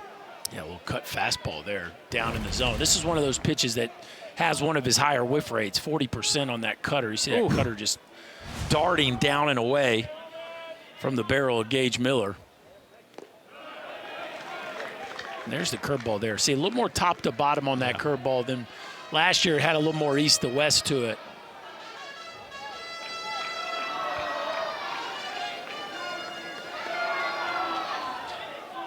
Three-two now to Gage Miller, the leadoff man. Off the fist to short. Curley throws, high throw, but Burke is there to make the catch, stays on the bag. And boy, Drew Beam is just looking fantastic here in the middle innings. He retired 10 of the last 11, but his team is down 5.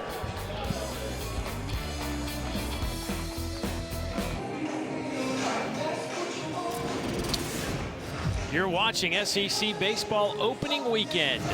Dave Neal, Chris Burke, glad you could join us. Gorgeous night. Cool evening, but a gorgeous night nonetheless here in the Capstone. Alabama trying to even the series up. Still some work to do. They lead it 6-1.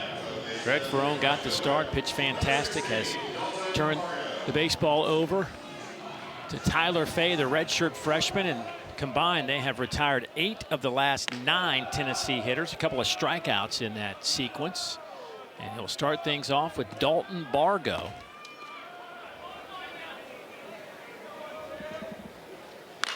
Bargo fouls that back.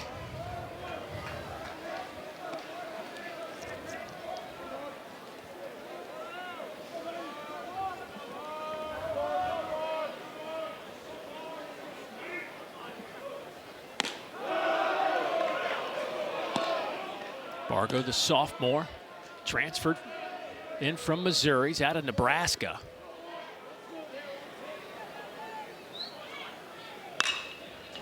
Lifts that one out to left. Ian Petruck's out there, makes the catch for out number 1. His last 2 balls have been hit pretty square here by the Tennessee offense. Curley hit a ball right on the screws to Slight, and now Bargo looks kind of like he's limping back. Actually, just gave the trainer looked like the old "I'm done" sign as he's on his way back to the. What happened here? Oh, something grabbed. Ooh. That's not good. Jeff Wood, the longtime trainer. He's been there so long. He was my trainer, Dave. Now you know you're old. Oh, we talk a lot about you back in the day. Trust me, Jeff and I go back a long way. And he loves him some Chris Burke, but he's got some Chris Burke stories now. That's my guy there. I mean, when you had all kinds, you were taped up like nobody's business back in the day. That's what I'm just saying. Like he had to go out and buy extra tape. Just because there's no video from those days doesn't mean you can just make up stories. The term TV tape came from Chris Burke. Now, I got to admit, I like some TV tape. You think I'd have gone oven mitt in today's game? You think I'd have been an oven mitt guy? You would have tried it. I don't think so. You act like, though, you're old school and would never have done it, but you probably would have. I try not to be judgmental because I liked a little drip in my day, too. I did have the TV tape, so you just never know. But, our boy Simo, he's got it all, right? He got the elbow guard, he got the chin guard, he's got the oven mitt, he's got the shin guard. So he's dialed in. He is dialed in. And he fills out that uni pretty well, too.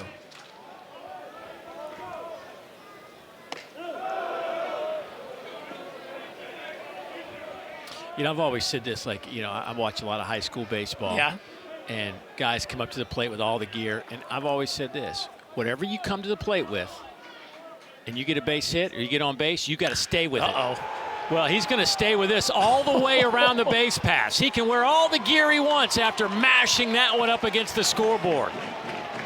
Christian Moore with his 7th home run. How about his day?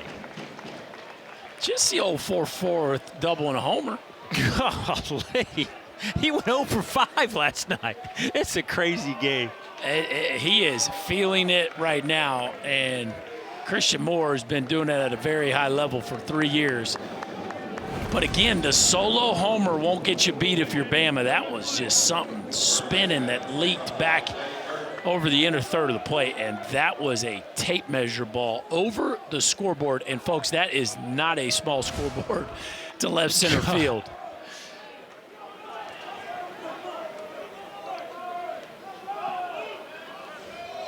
A little gamesmanship right there by Blake Burke. Wow, that home run. I'm still trying to digest how far that ball went over that scoreboard. And I think you're in the middle of saying that if you wear it all the plate, you got to run with it. Yeah. I think that's what he just trotted with. Uh-oh.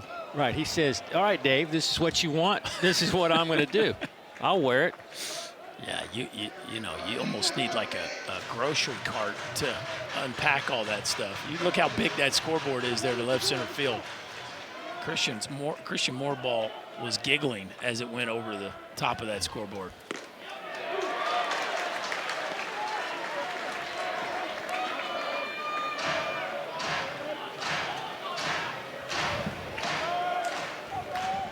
Oh, and 2 on Blake Burke. Jack swing, he went. They foul tipped into the mitt. Oh, that's interesting. He doesn't think he tipped it. We'll take another look here as we go to break. See here at the, I don't know, Dave.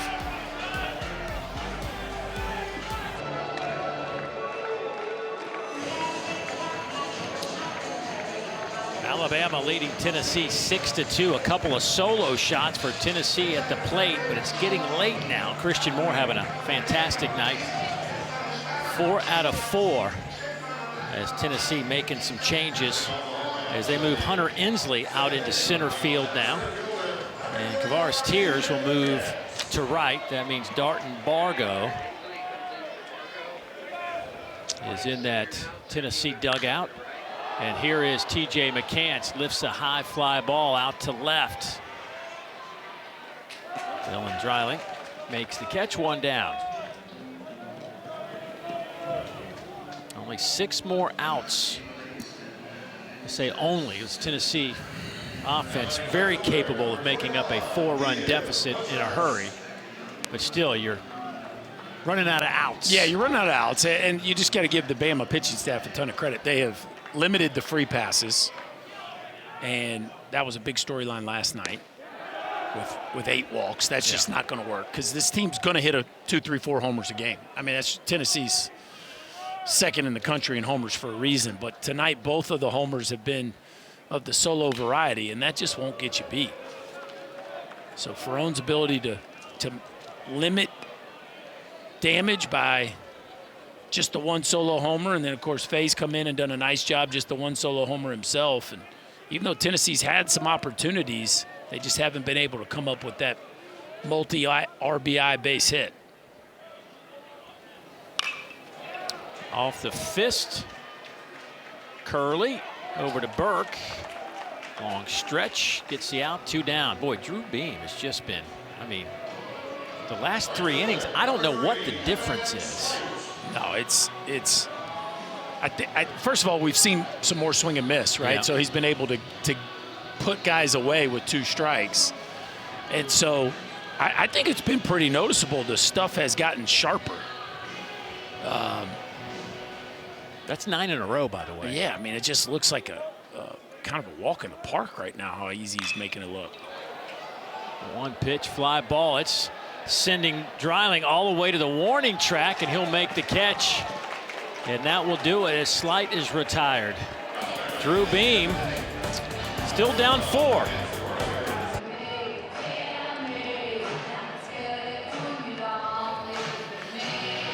Alabama leading Tennessee 6-2. We move to the top of the 8th inning. Look at our scoreboard from today. And Kentucky and Georgia, things got a little hairy up there in Lexington. Had an ejection. There was a lot of chatter going on between the Dogs and the Cats. Vanderbilt puts it on Auburn again, and Florida, after knocking off Texas A&M last night, Aggies come back and win.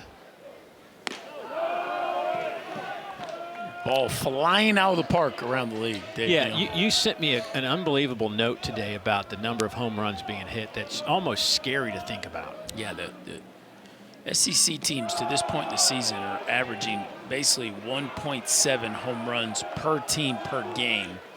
So, you know, if you put them on the same field, you're talking about 3.5 homers a game between the teams. And really that's bore out all over the league. You know, you say, well, the SEC's been feasting on lesser pitching, but like I mean, the Aggies and the Gators had 11 home runs through their first 11 innings in that series. And I know Kentucky and Georgia played a 16-10 game. Whoa. So Amick gets hit with nobody out, and he'll go to first base.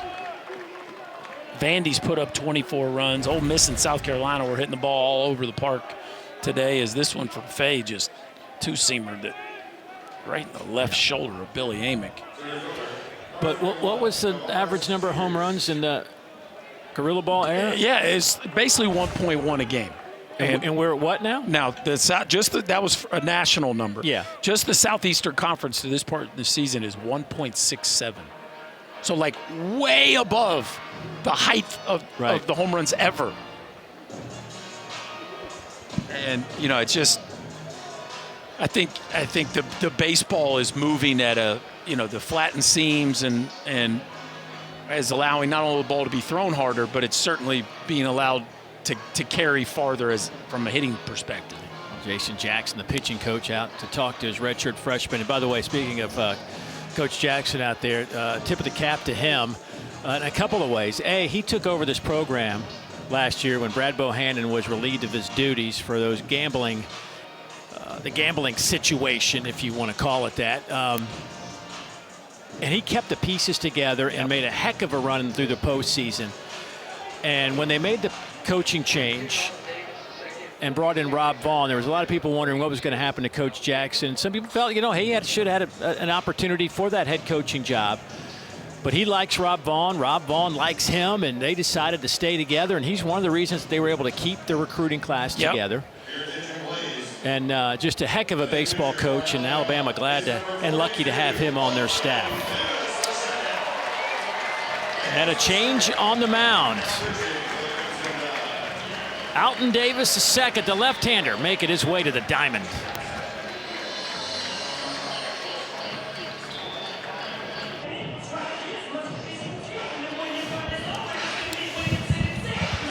It is the SEC opening weekend. Glad you could join us as college baseball in the premier conference in America hit conference play. And this guy will be a big part of what happens to Alabama throughout the SEC slate. Alton Davis II, making his 6th appearance. He is one of the best arms you will see, not just in this conference, but around the country. An exciting left-hander. 8 1/3 innings of work, 12 strikeouts, 4 walks. And we were just talking about Jason Jackson a moment ago and the pitching coach. And part of the reason that Mr. Davis is back on this mound is because of that. Yeah, Jason Jackson certainly had tremendous relationships with the incoming recruits and some of the pieces they were wanting to add, but also had all the relationships with the players that they needed to keep from the roster that were considering staying or going. And this was at the top of the list, the superstar sophomore Alton Davis. Hey now. Slap down the line and left, and that is a foul ball. Ooh. Look at Davis's stuff, David. It's 3 true swing and miss pitches. So fastball that's 33% whiff rate. The average is 18%. So that's just how sneaky and lively the heater is. And then 2 breaking balls, slider and a curveball, that are both well above Division I average with swing and miss rates just over 40%. So a true elite arm to bring in out of the bullpen Alabama has. Going to be a long run, and it'll drop for a base hit. Oh, great play. The throw to third, not in time. Aggressive on the base paths, and now Tennessee's got him second and third, and nobody is out. Well, we talked about some shaky Tennessee base running early in the game. This was a fantastic read by Billy Amick. You see right here, Petrich slips, and as soon as he slips, Billy Amick decides to put the gas pedal down and go second to third. Tears follows. And now this Tennessee offense with another chance here. Now the second time in this ballgame they've had second and third, nobody out with the top of the order, as Dylan Dreiling here in the 5-hole has a chance to do some damage. He's 0 for 3, strikeout and a couple of ground outs. Alton Davis last year, freshman All-American.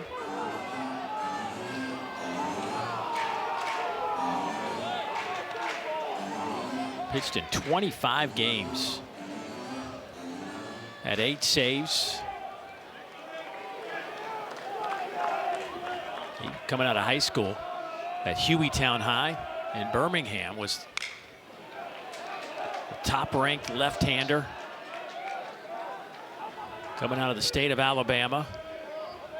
And a top 100 overall player.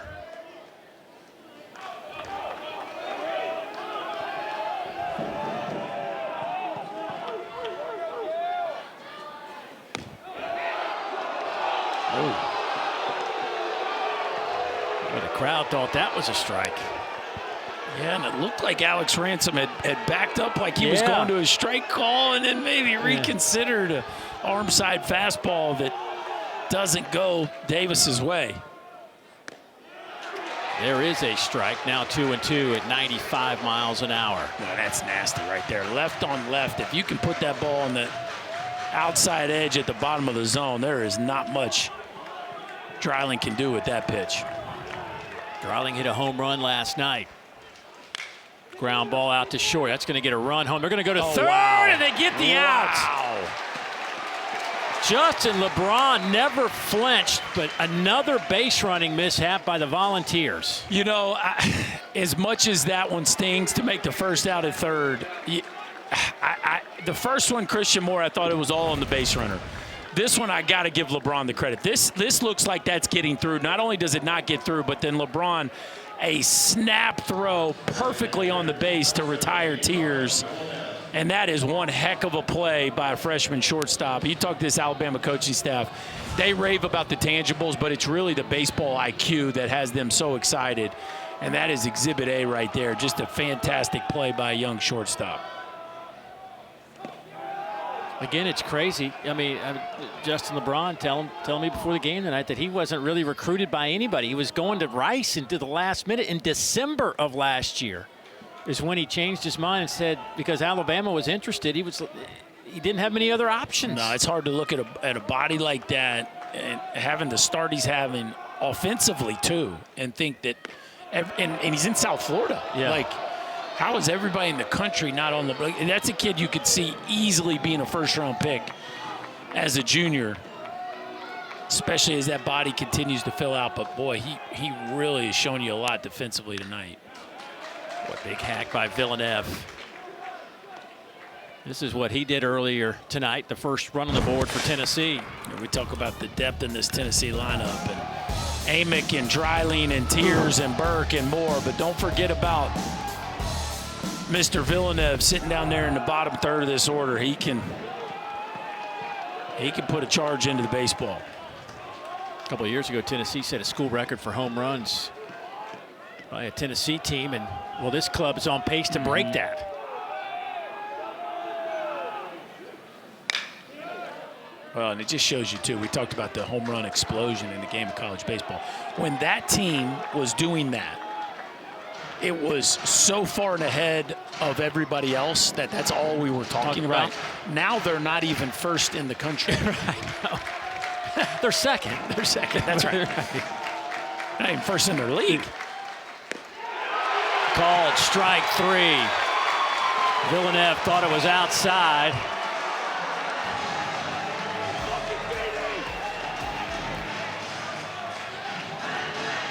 Alton Davis, boy, this kid can just do it. A paint piece on the outside edge. That might have been a touch off the plate. Well, that's not what Mr. Ransom thought about it. This is what a big-time bullpen arm looks like. Just the ability to come in and command the baseball with quality stuff that can miss bats. Alton Davis, a very special talent to have coming in out of the bullpen. Curley way out in front. I mean, he showed you 96 a minute ago, and he came back with 81 right there. Just a big east to west breaking ball that really all Curley could do is hook it foul.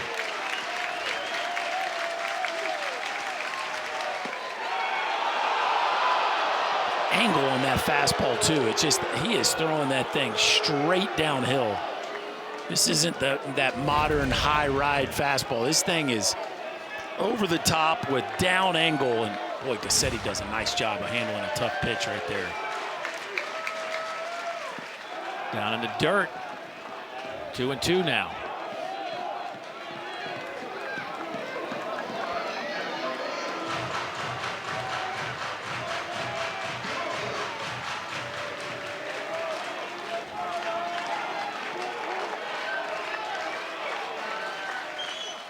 Curley just does get a piece of it.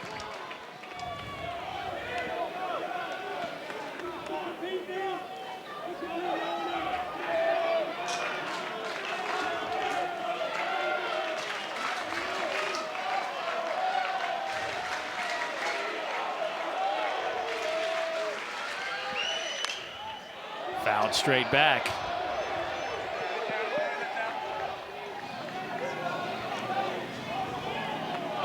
Boy, right-handers at the plate against Alton Davis, excuse me, they're 2 for 26. That's just extraordinary. It shows you how hard it is to score the baseball. 2 for 26.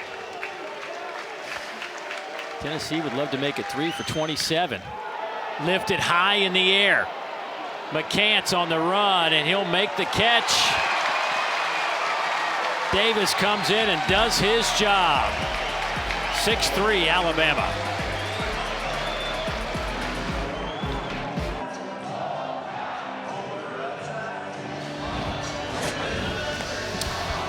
Well, in the second inning, Alabama got things rolling. It was a triple. Now, we're going to call it, you know what, we're going to give them the Little League inside the park home run for Bryce Eblin.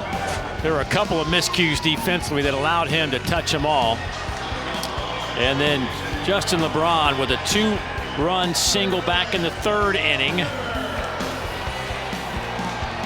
Christian Moore, though, how about his day? 4 for 4, couple of singles, a double, and then this mammoth shot over the scoreboard. Alabama put another one on the board on a Villeneuve home run.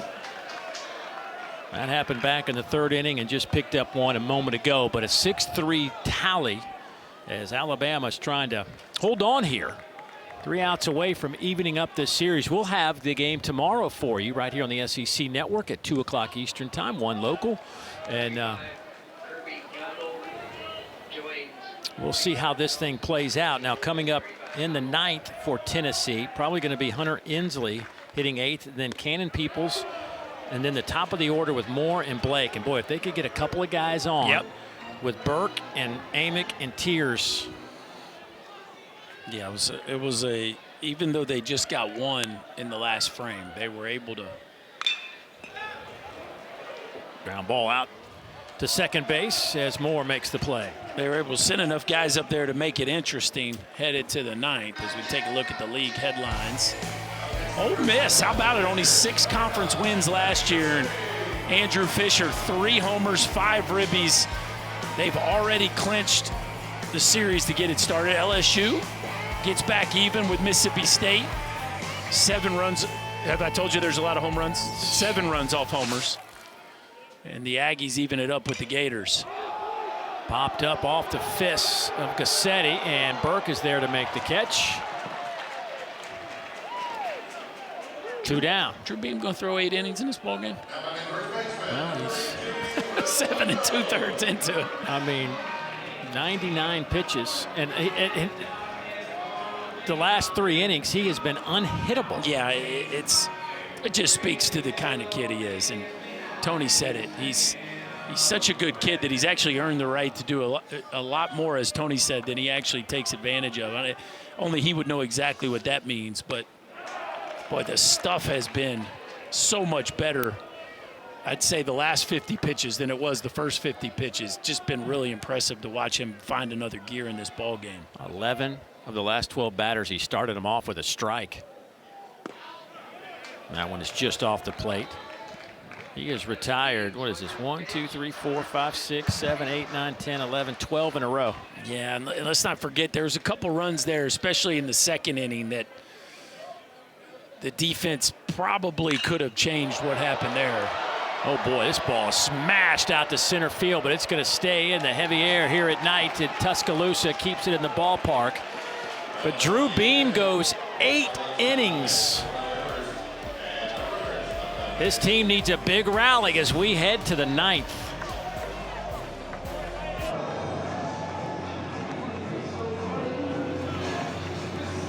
Well, the Tennessee Volunteers have not trailed after the 5th inning all season, but that has changed here tonight as Alabama jumped on the Vols from the 1st inning on. You see they put up their 6 runs in the first 3 innings, but Drew Beam has shut them down since then. But still, the 6 enough to have doubled up the Volunteers as we head to the top of the 9th inning.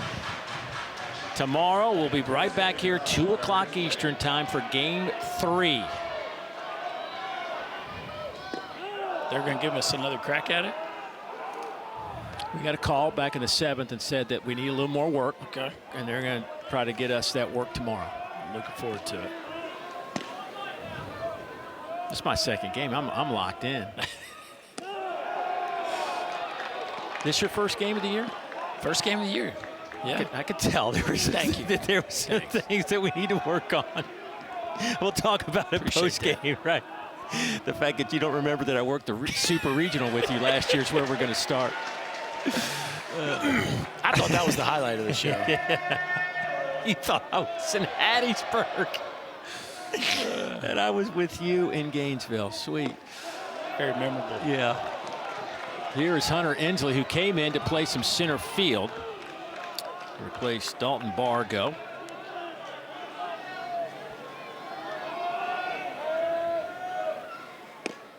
There is a strike, 3-2 now to Inslee. Inslee on the year, a .260 hitter.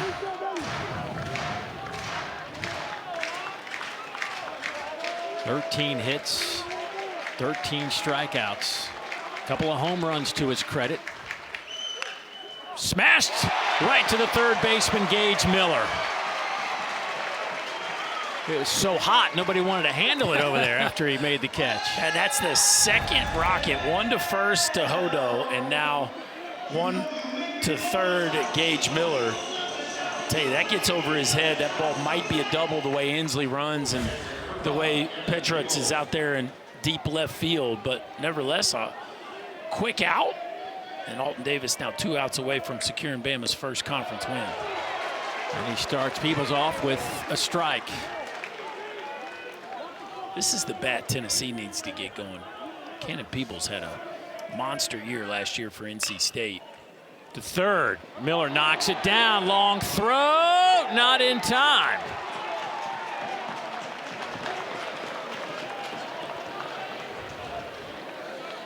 Well, you talked about, Dave, you talked about getting the top of this order back up with people on base, and that's one of those that, you know, you're playing no doubles, so Miller's down the line. That's a ball he would normally be backhanding. Instead, it kind of eats him up on that second top spin bounce. Couldn't catch it cleanly. Peebles athletic enough to beat it out, and now you got to deal with as hot of a hitter as there is, and Christian Moore already 4 for 4 on the day. Gonna score that an error, by the way, on Gage Miller. But yeah, 4 for 4 for Moore. Couple of singles, a double, and a home run that went over the top of the Sewell Thomas Stadium scoreboard.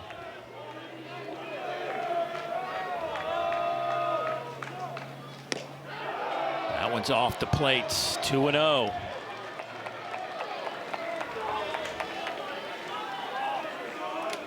Careful here. Yeah, the Tide are 9-0 when leading after 8 this year. Well, he just pounding the bottom of the strike zone. And it looked like Christian Moore was in take mode there, as you can imagine, down 3, 2-run homer. Well, can't get you even, but Alton Davis just keeps making pitches. High in the air, out to right, going to stay in the yard. Evan Slight is there to make the catch. That is 2 down. Blake Burke will try to keep it going. But Blake Burke has been so good against left-handed pitching. I don't know that he's seen one like Alton Davis, though. This is power on power right here.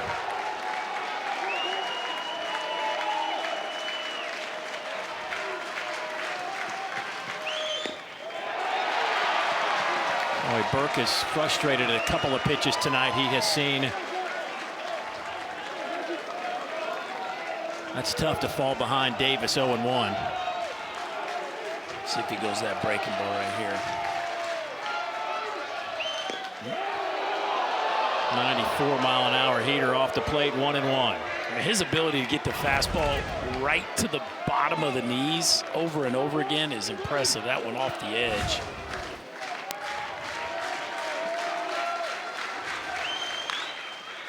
Foul ball. That one was up. Blake Burke got to that one easily. Anytime you hook a fastball foul, it usually buys you a breaking ball in the next pitch. Let's see here if Alton spins one. Gives this home crowd what they want.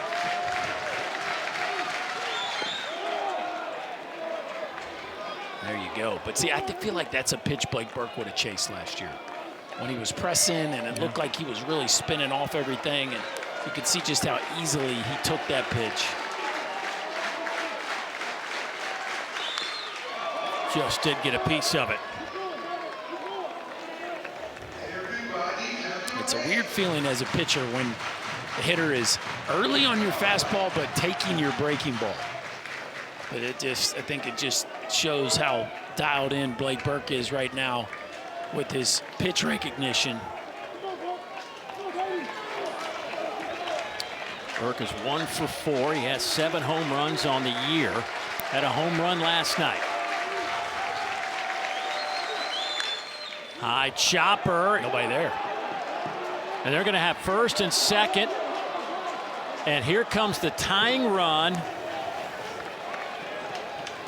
And Billy Amick, the preseason All-American, coming to the plate looking for his first hit of the night. So you got the overshift on with the second baseman, but yet the shortstop LeBron is playing like almost traditional shortstop. Very interesting scouting report there, the way they've got Blake Burke shaded so far over with the second baseman, but the shortstop not taking away the middle of the field, and here we go.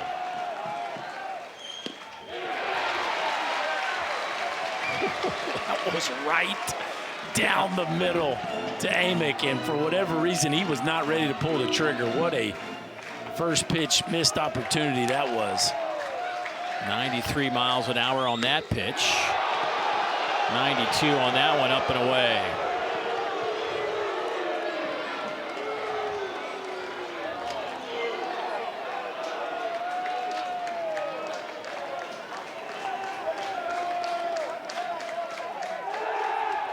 Tried to pick off at second, didn't work.